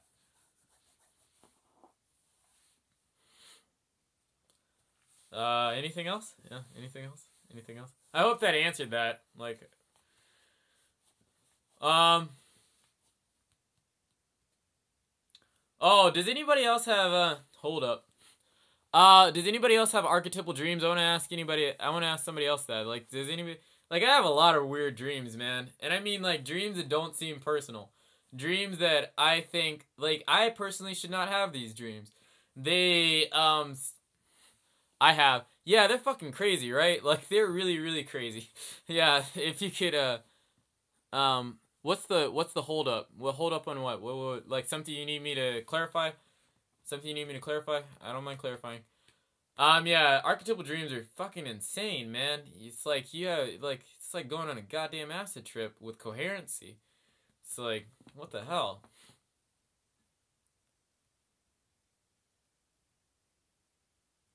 Well, I'll wait for the question. Like, I have these dreams all the damn time. Well, not all the time, but like a lot. Too often, too much for my own personal comfort. I should say that. But I mean, Jordan B. Peterson seems to think that open people have dream archetypal dreams often, but that's also an unpleasant side effect of being creative. I swear, like, sometimes I do think I'm just blatantly crazy, man. Like the dreams, man.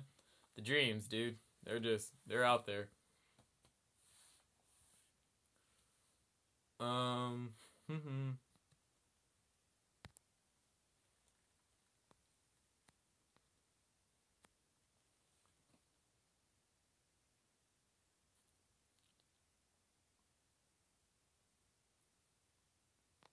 In the same scale. Can you give an example of an archetypal dream you can? Can you share a dream, or is that too personal? Oh, no, okay, alright, okay, man, like, alright, you people, man, you don't know what, okay, so, I wake up in my dream, and I'm in a field. So one thing I gotta say is this, like, I lived, opening a can of worms in 3, 2, 1, okay, yeah, okay, one thing I gotta say is this, is that, I've never been to any place like Wyoming. I've never seen any kind of, Himalayan valley, glaciers, or hills, or anything like that. I've never been to, India and seen any of its vegetation there. So I'm telling you, all this stuff I'm about to describe is really freaking crazy. Okay, so I wake up in my dream, and I'm in a field that you would just describe like the roaring plains. The grass is tall and it's golden, and there's a light breeze going through the air. And I've never worn a pair of fucking overalls in my life, and I'm wearing overalls for some damn reason. So I'm walking, and I want to explore this countryside. And so I'm walking through this countryside, and I walk upon this really giant lake.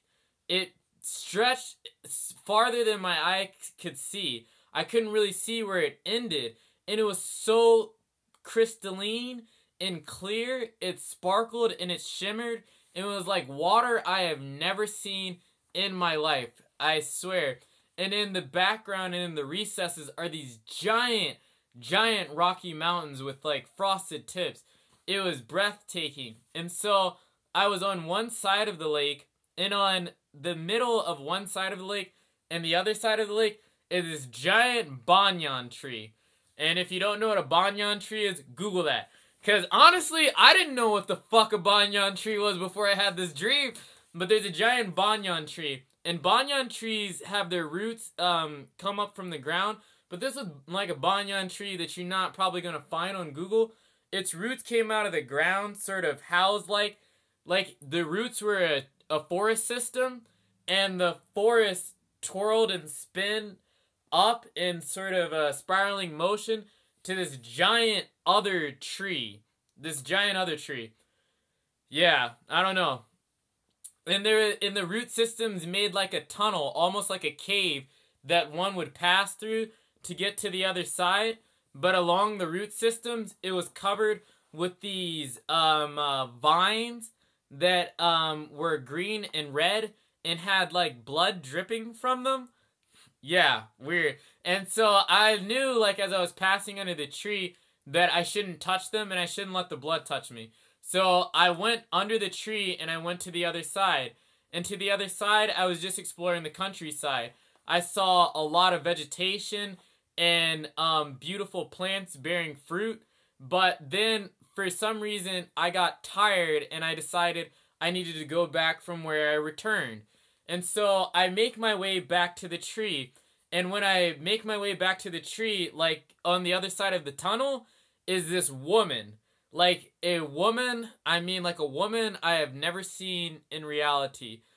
Her hair was, it was golden and it was auburn. It was it was weird variations in colors. It was almost like it was on fire. Wasn't literally like it was on fire, but it was almost like it was on fire. I'd never seen a woman like this. And she was very much shining in a way. Not like literally, but like kind of shining. Like something you'd hear described in a biblical narrative, I kid you not. And her eyes were like green, wrathfully fiery green. I have never seen eyes like this in my life. And she held a book in one hand, and there is a little baby, like a young toddler, holding her hand. And I had never seen a baby like this handsome. And the thing was, and it looked like a toddler, but it could stand like a 2-year-old. And it became very happy and excited to see me. And it started running towards me.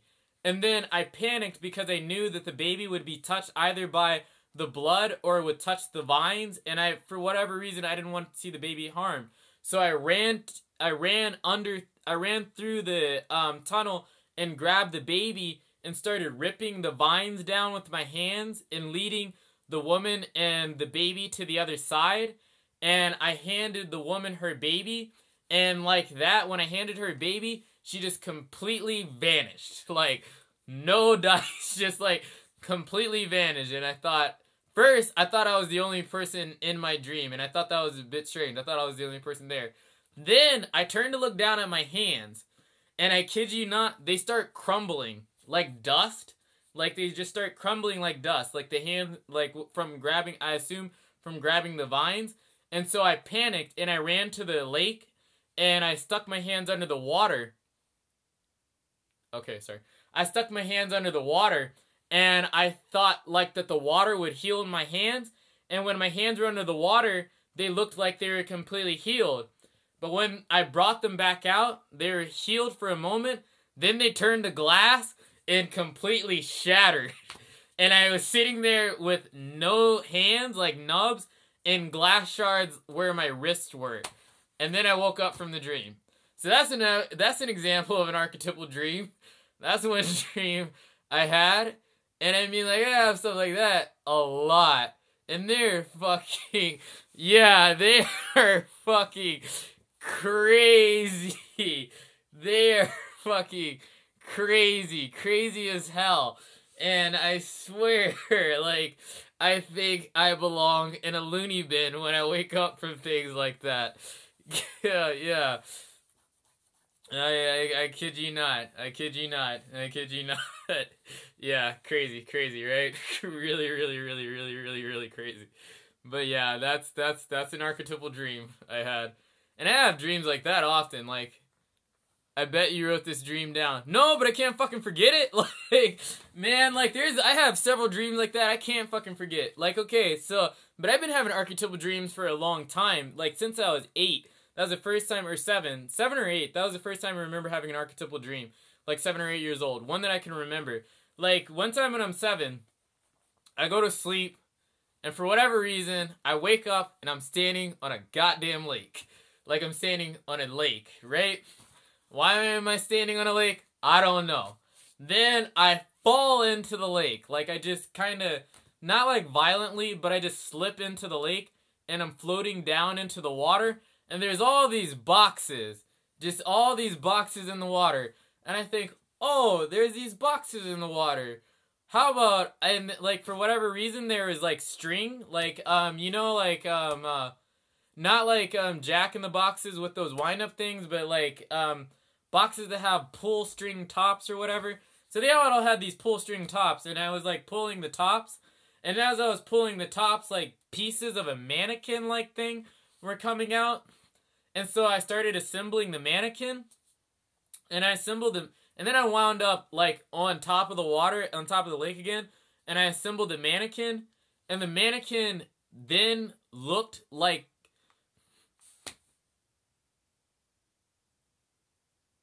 It looked strange, man. It wasn't a person, and then it disappeared, right? And so I think, oh, that's an interesting dream. It's over. No, I'm, like, falling from the sky at that point, and as I'm falling from the sky, I'm, like, floating into the city, and in the city there is a fucking dragon and an old man fighting a dragon, and he has his sword, and so the old man's fighting the dragon and things, and he gets killed, and I think, oh shit, like, the dude's dead, like, now I gotta fight the dragon, and I go to pick up the sword and fight the dragon, and I get my ass handed to me. And the dragon's about to eat me. Like, it's about to eat me. And what the hell did I say to it? Like, I gave it a riddle. I'm, like, what did I...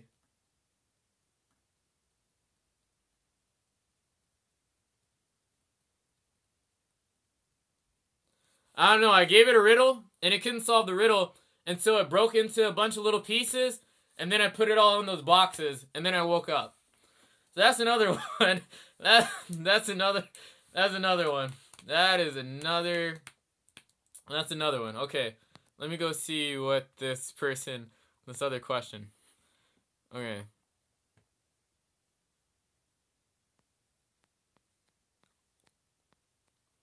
What does having introverted thinking as your 8th function entail exactly? I'm an INFP, so I have TI as my 8th function. Do you ever dream about getting eaten by a dragon or snakes? No, I got okay, it depends on what you mean by a dragon. Because I got eaten by a dinosaur. Like, God, I wish I'd never watched Jurassic Park. Because I just wish I'd never watched Jurassic Park. I think I saw Jurassic Park when I was 6 years old or something like that. Like, that scene where they're in the Jeep and they're in the forest. Jurassic Park 1, the first one. They're in the forest and the T-Rex comes out from behind the trees and starts chasing them, and they're driving away. Oh man, I live that scene out all the time. Yeah, I got eaten by a dinosaur. So I lived out that dream all the time. So I would wake up in that stupid ass forest, and I would run, and that T-Rex would be behind me. And it ate me on more than one occasion. It got me on more than one occasion.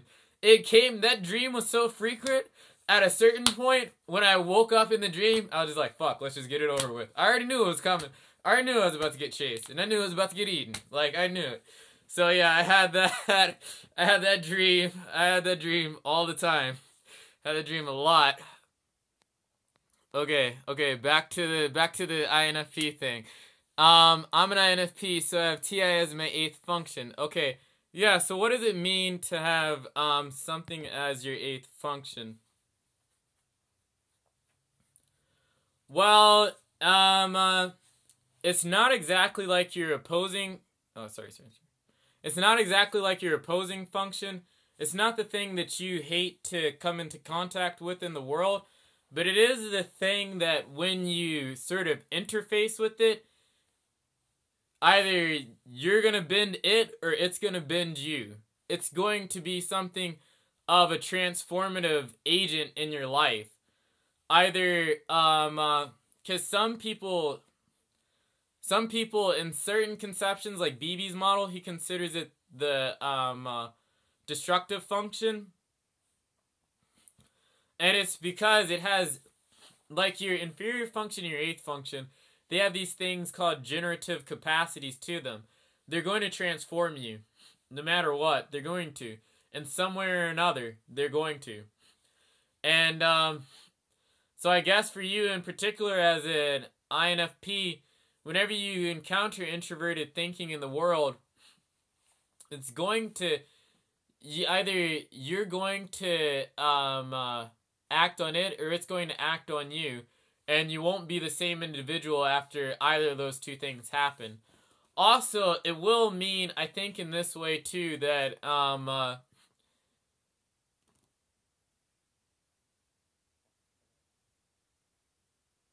you'll see it as your other half, in a way. Not in the sense like it's the completing your axes, but a lot of times I feel like FI and TI are very similar processes doing different things, or achieving different things. For whatever that's worth, that's just an intuition there. But generally and clinically, it would be what I described previously. It's going to transform you whenever you come into contact with it. Or you're going to transform by acting on it and coming into contact. Well, either way, you're going to change. Like, that's basically what...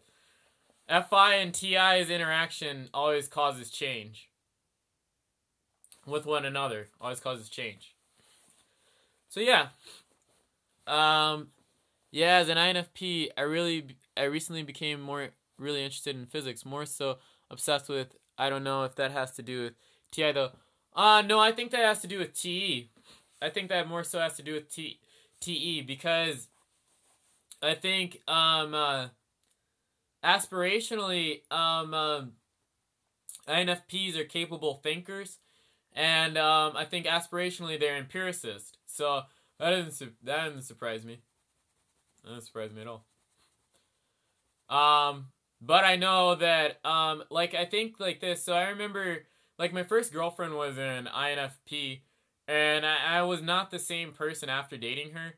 Like, sometimes you can date, how would you describe for an INT, how would you describe it for an INTJ and SI? Well, generally, it's going to fit like, I'm always going to go to the general, man. I'm an INTP. Like, generally, it's going to fit the same case, but how it breaks down specifically with introverted sensing and extroverted sensing.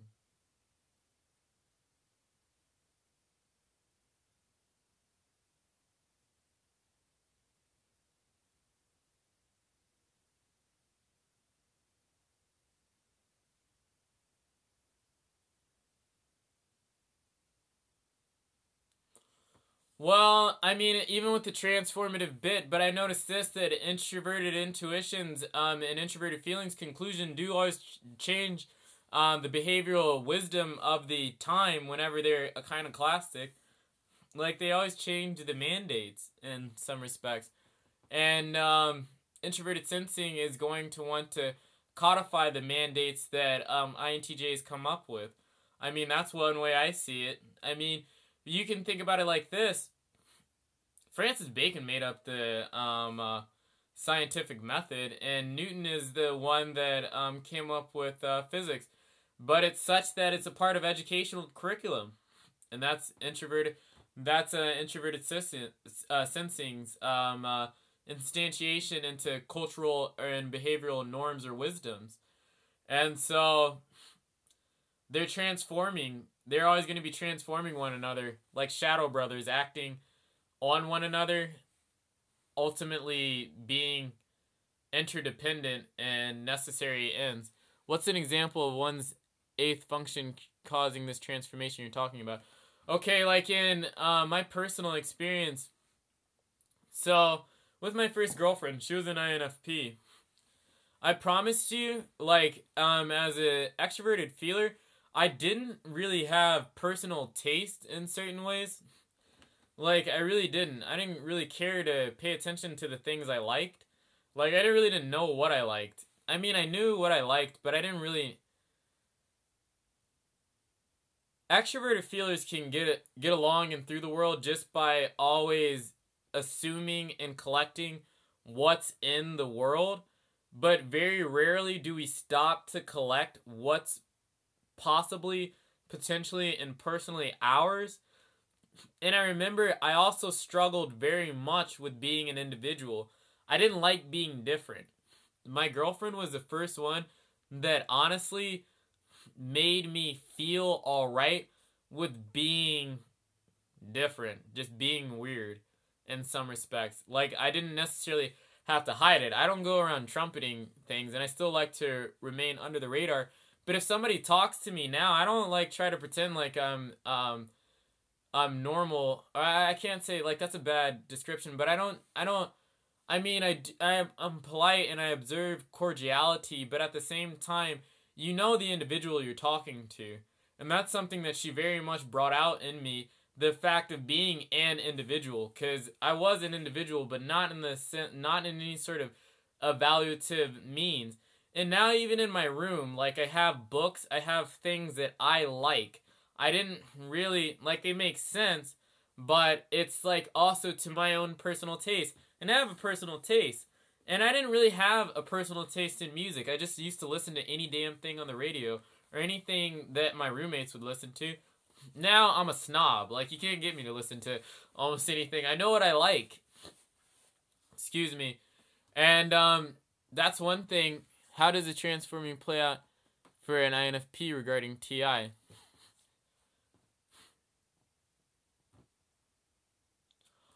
Oh, well, I know this. So, like, my girlfriend was a vegan. Okay? Yeah. And she would always have her reasons for why she did what she did. But at a certain point, she became concerned with trying to at least suggest the adoption of that, I guess, ideology onto others. And so she was talking to me about it, and I said, look, the most logically consistent argument you can have for veganism is the necessity of it from an ecological standpoint and the fact that the consumption of meat is somewhat unnecessary. So if you can make a case that principally the consumption of meat isn't necessary and that there is a real ecological necessity to at least curb the production of meat and animal products, then you have a winning case in terms of being somebody who can affect some sort of social change or make a stronger suggestion to one's adoption of veganism. And one thing I did notice too is that she would talk to me about her ideas and she started taking her own thoughts more seriously. That's one thing that I really noticed, because introverted thinking by necessity, but just naturally takes its own thoughts very serious, and it takes thinking very serious. And some of that rubs off. The same thing that happened with this ENFP girlfriend. And it so much, my introverted thinking so much caused them to take, like, INFPs do take their thoughts seriously, but they take certainly their expression seriously, but they don't necessarily take thoughts seriously insofar as that they get down to the bottom of it. And that's one thing that she really learned from me, was how to get down to the bottom of something in terms of organizing what one actually thinks about something. It doesn't even necessarily have to be shared. It just has to be consistent. And she learned consistency from me. So I think that that's one thing that an INFP can learn from an INTP. And an INFP can learn that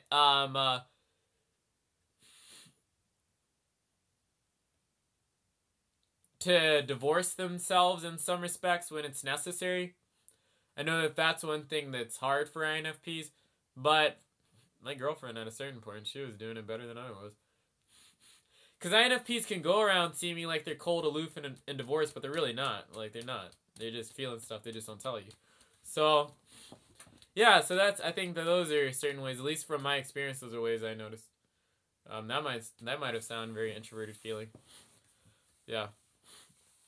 Because outside of just how it generally acts, I don't know necessarily specifically.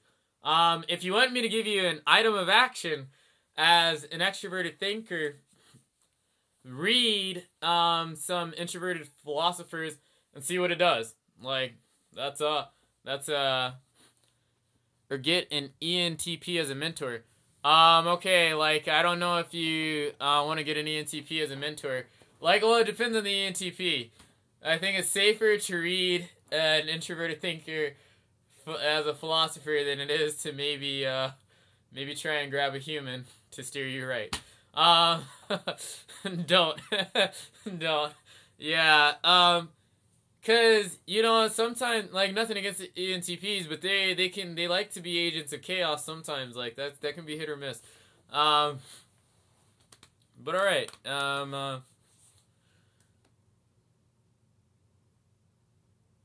Yeah. So I'll go for another 10 more minutes and then I'll wrap up. So any other questions?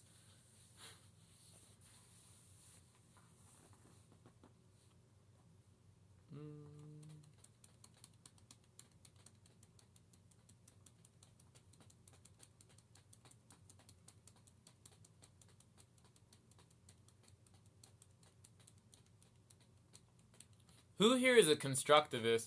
And what I mean by constructivist is I mean somebody who thinks that knowledge is something that's made but doesn't exactly exist. I've recently exist outside of human cognition. I've recently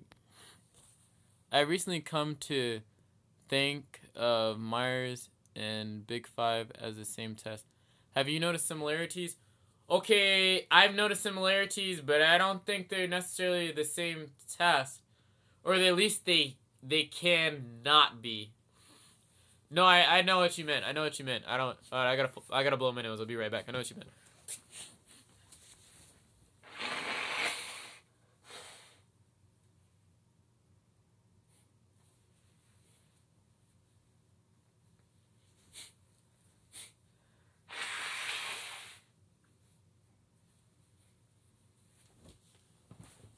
Okay, sorry about that. Yeah, no, so I think in certain ways that they can be, like if you just have a standard questionnaire, then yeah, they essentially can be the same. They essentially can be the same test. But what I Yep. But what I mean, yeah, they essentially can be the same test, but in the ways that they can be different is that Big Five has some serious empirical mappings to it, insofar as that you can take and test somebody for general intelligence, you can test them for divergent thinking patterns, tendencies for remote associations, tendencies to play not to play or to play zero-sum games in terms of game theory, experimentation, and tendencies to vote liberal or conservative, or developments of the midbrain and prefrontal regions, and predict what temperament they have. Like, I know Dario Nardi's work can kind of... I know Dario Nardi has work where he can kind of say, I can look at this person's brain and see what personality that they have. Openness equals intuitive. Conscientiousness equals judge. Agreeable equals feeling. Neuroticism equals turbulent, is what I thought. Okay. Well, I think that's where it gets kind of tricky, because openness is bifurcated into openness to aesthetics and openness to intellection or ideation. So the trait of openness overall is because, like, with science runs a bit different than how Jung does, because they want to just clump everything together. And so, like, when you read the description of openness from the Big Five inventory, it can include extroverted sensing, extroverted intuition, and introverted intuition. Because it's about somebody's willingness to want to try sensual things, aesthetic things, and ideational and abstract things as well. So that's one thing. And the thing about judging in the MBTI, that's whether or not you're an extroverted feeler or an extroverted thinker. And I see that extroverted feelers are more agreeable, and introverted feelers are more agreeable. And so I don't see this clean one-to-one correlation about the factors of the big five and the cognitive functions, at least. I don't see that necessarily. I have to blow my nose again. Sorry.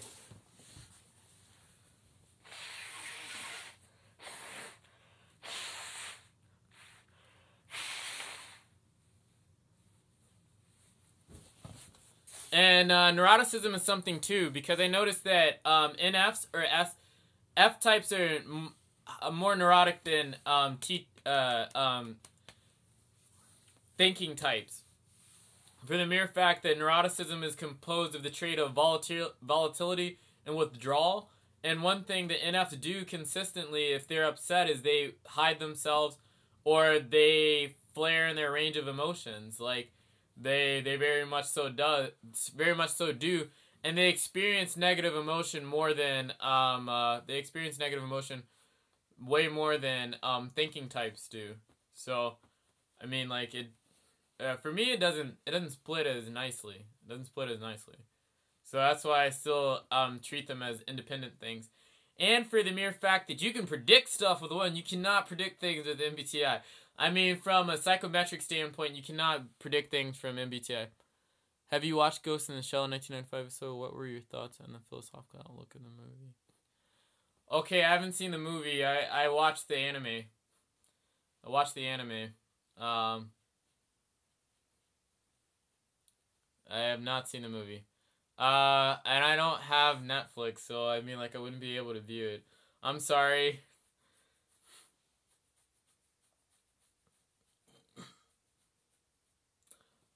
Oh, I tell you a movie that I do have thoughts about. Yeah. I can tell you thoughts that I do, movie that I do have thoughts about, like some, will being an INFP hinder my chances of working in physics? Depends. Depends. Like, I'll say this, that STEM fields are highly competitive. Like, they're really, really competitive.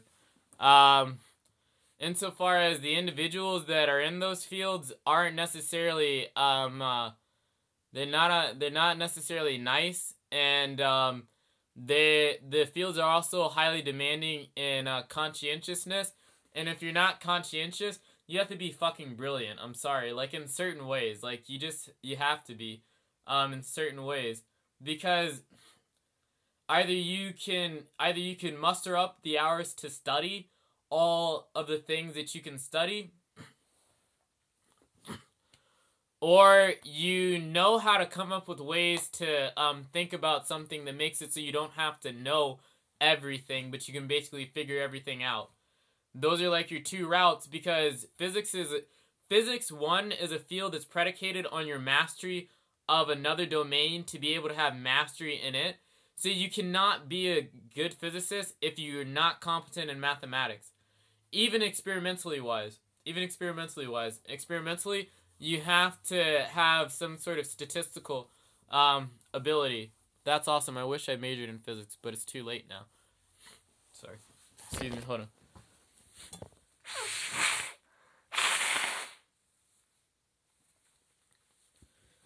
And in an experimental setting, you need to be able to think. Like, that's the thing. And I'm not saying INFPs can't think, but I think that if you're neurotic, you should not do a STEM subject, because it is not going to make you feel good at all.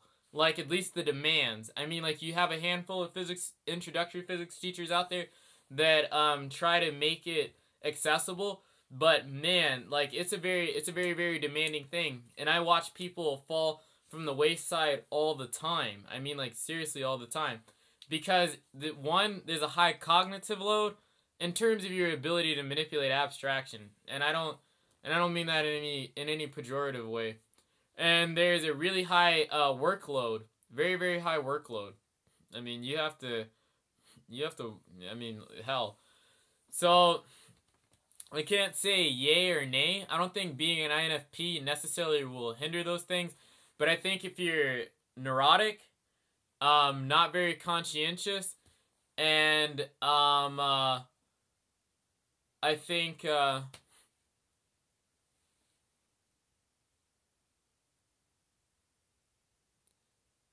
yeah, if the demands don't bother you, then go for it. I don't think that there's anything necessarily that'll hinder you. I just think that neuroticism does not lend itself to stress very well. If you're not highly conscientious, or at least moderately conscientious, the workload's gonna smelt you. And I think, yeah, that's basically what I think. I mean, and if you're not just smart enough, you don't have to be like super, super brilliant. But if you're not highly conscientious, you do have to be brilliant because you're not gonna do your goddamn homework.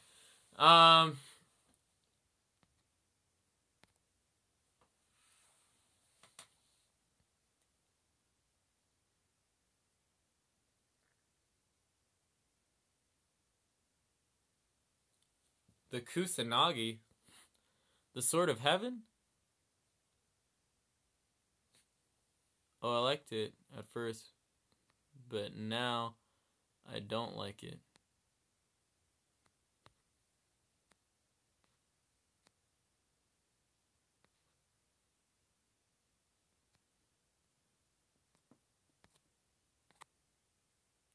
Okay, I'm assuming that's Ghost in the Shell. Okay, any more thoughts? I mean, or thoughts or questions? I'm open to either.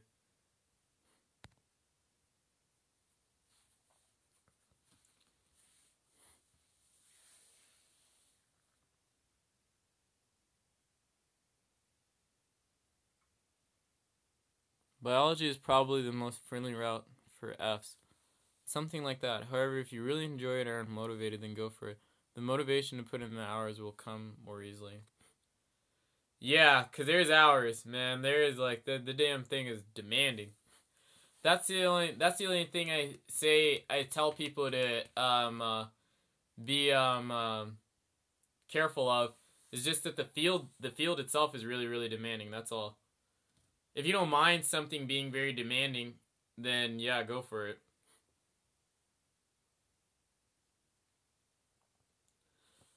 Also, being a math major is a really good idea.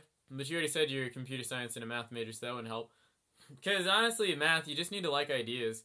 You don't really need much else. Like math, I mean, like math is demanding in certain ways, but it's not in other ways. Like if you like it, anthropology is an interesting major as well.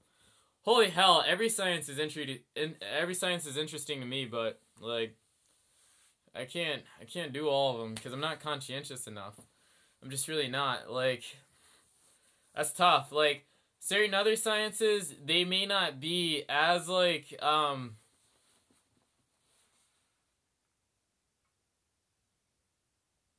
There's a problem with modern math courses though. I wouldn't recommend going through it. What do you think the problems with modern math courses are? Because I got my own ideas. What do you think they are? I'd like to hear that.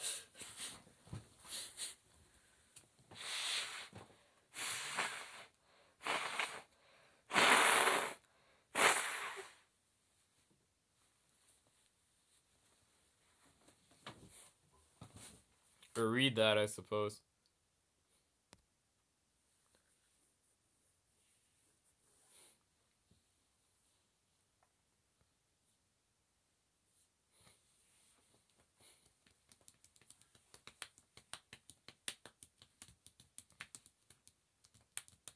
I say do whatever you're motivated to do, that you know you could be at least decently successful in.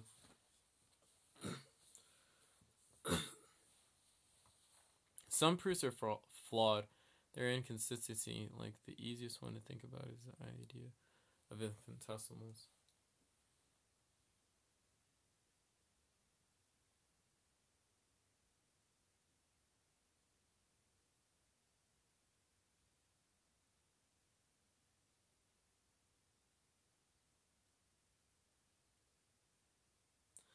I guess I suppose I need to know what you mean by that because, but I would go so far as to, even though the halting problem is legit, it's proof by Turing is wrong. Well, yeah, I got okay. I'll give that, but like with infinitesimals, I mean, I think that that's really predicated on there's no way to prove them. You have to assume them.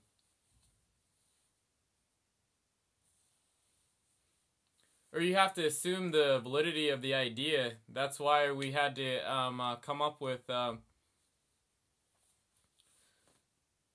That's why Cauchy spent all of his time trying to make mathematics the calculus much more rigid, because it is founded on a lot of assumptions. Newton wasn't necessarily the most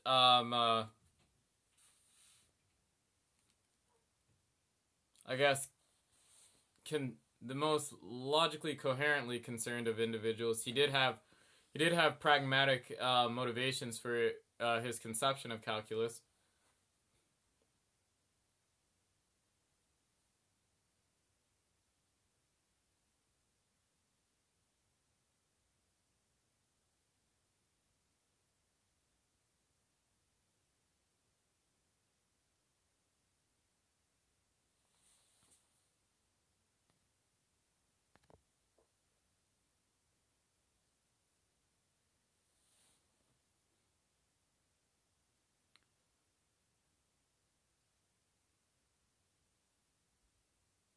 What books? In fact, let me go turn to my shelf.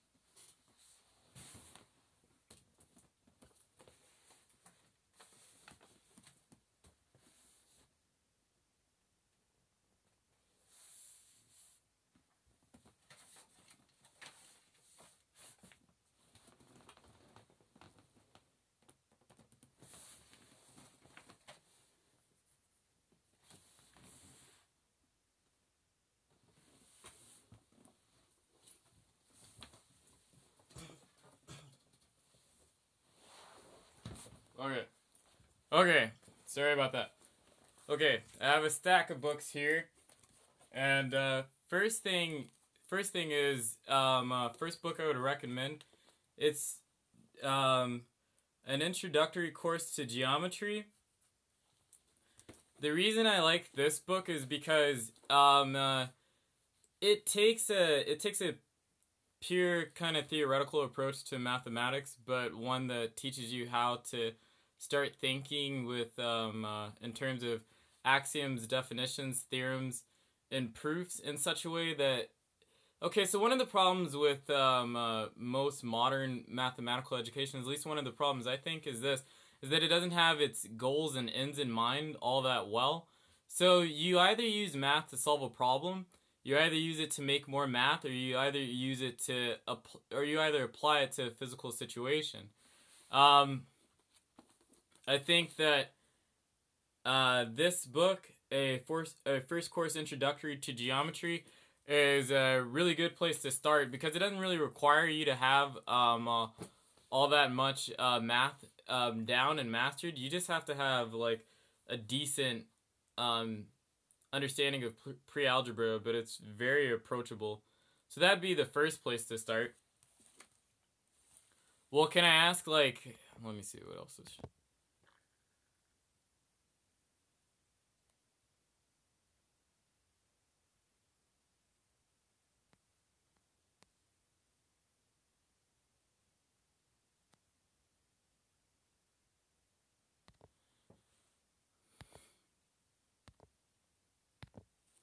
Yeah, okay.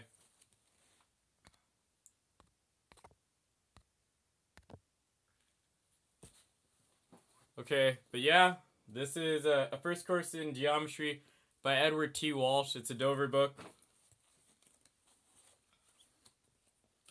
And I tend to, I'm going to offer some more.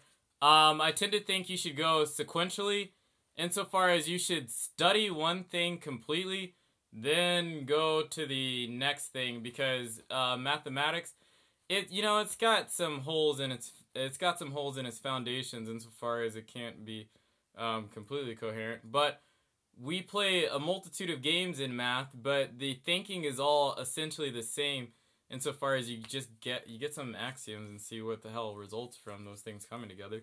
But yeah, that's a great first place to start. And then I would say this of men and numbers, because I think this, like, mathematicians are really, really interesting. And so this not only gives you the biography of very great and illustrious mathematicians, but introduces some of their ideas and their thinking. So that's helpful.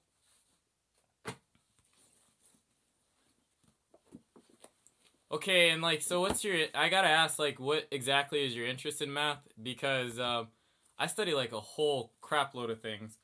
Do you want to get as far, like, what do you want to get to? Like, what do you want to do? Do you want to get to calculus? You want to get past calculus? You want to deal with, what do you want to deal with? What do you want to do? What do you want to do with the math? Just like study it, or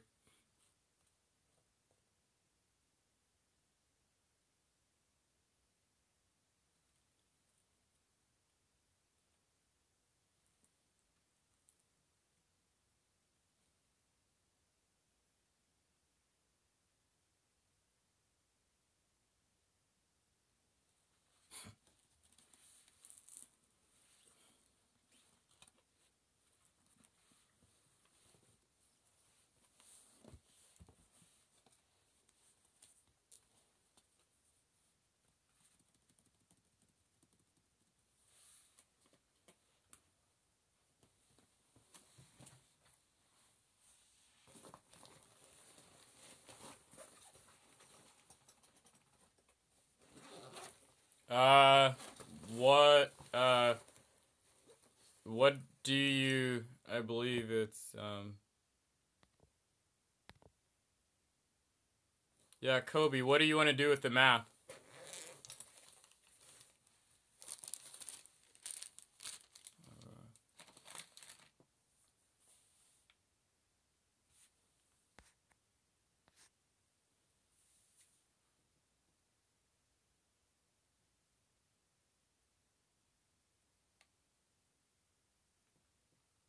Yeah, I would agree with that.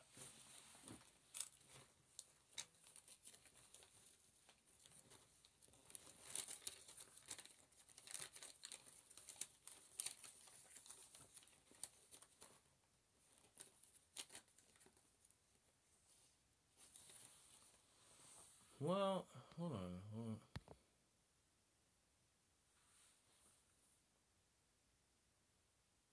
More personally, I'd like to be able to reason in everyday language with it. Okay. Everyday language. Okay.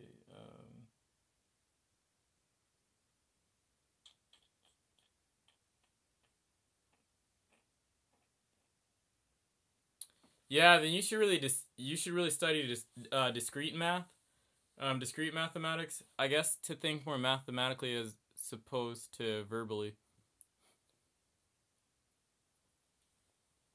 Then calculus. Well, what math have you taken up to this point? Like, what math have you? How many? Well, like, what kind of math classes have you taken, and how much math are you comfortable with at this point?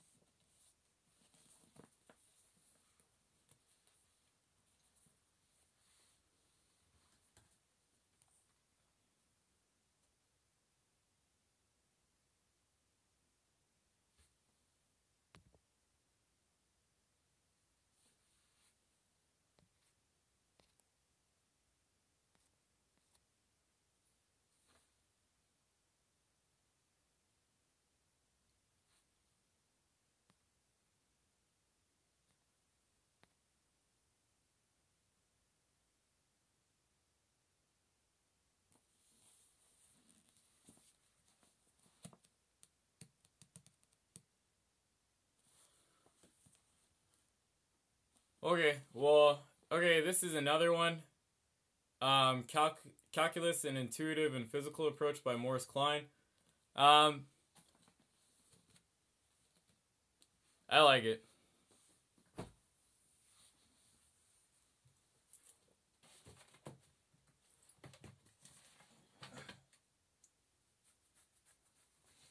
And there's another set of books I'm looking for.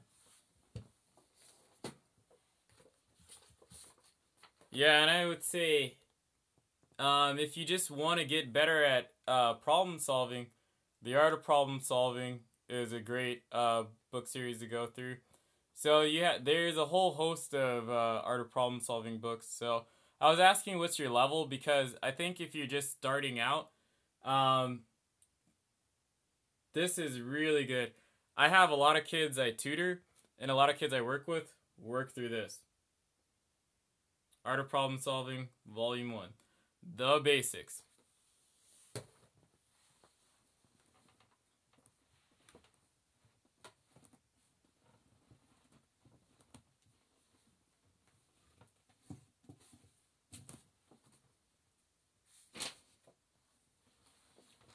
And once you go there, you go to geometry, Art of Problem Solving, geometry.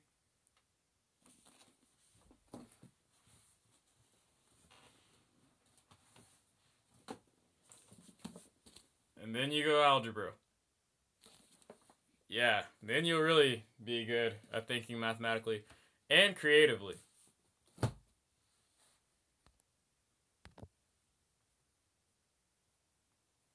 Can I program? Depends. Like Fortran, yeah. C, C++, C and C++, but that's about it. Those are the only 3 classes I've taken. I don't know how to rock with Java. I'm still taking classes, cause I'm a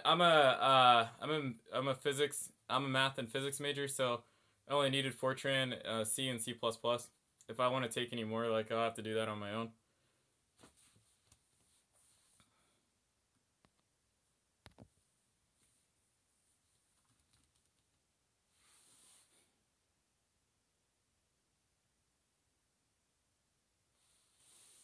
Oh, yeah, I have to Fortran it up too. Yeah, man.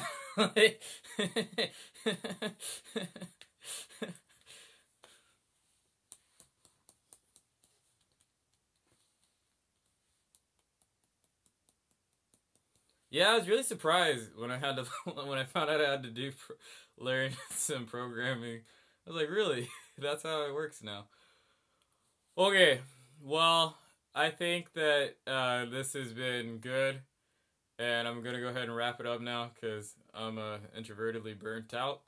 I hope you all enjoyed your time. You're welcome, and have a good night. Nice hearing from all you guys too.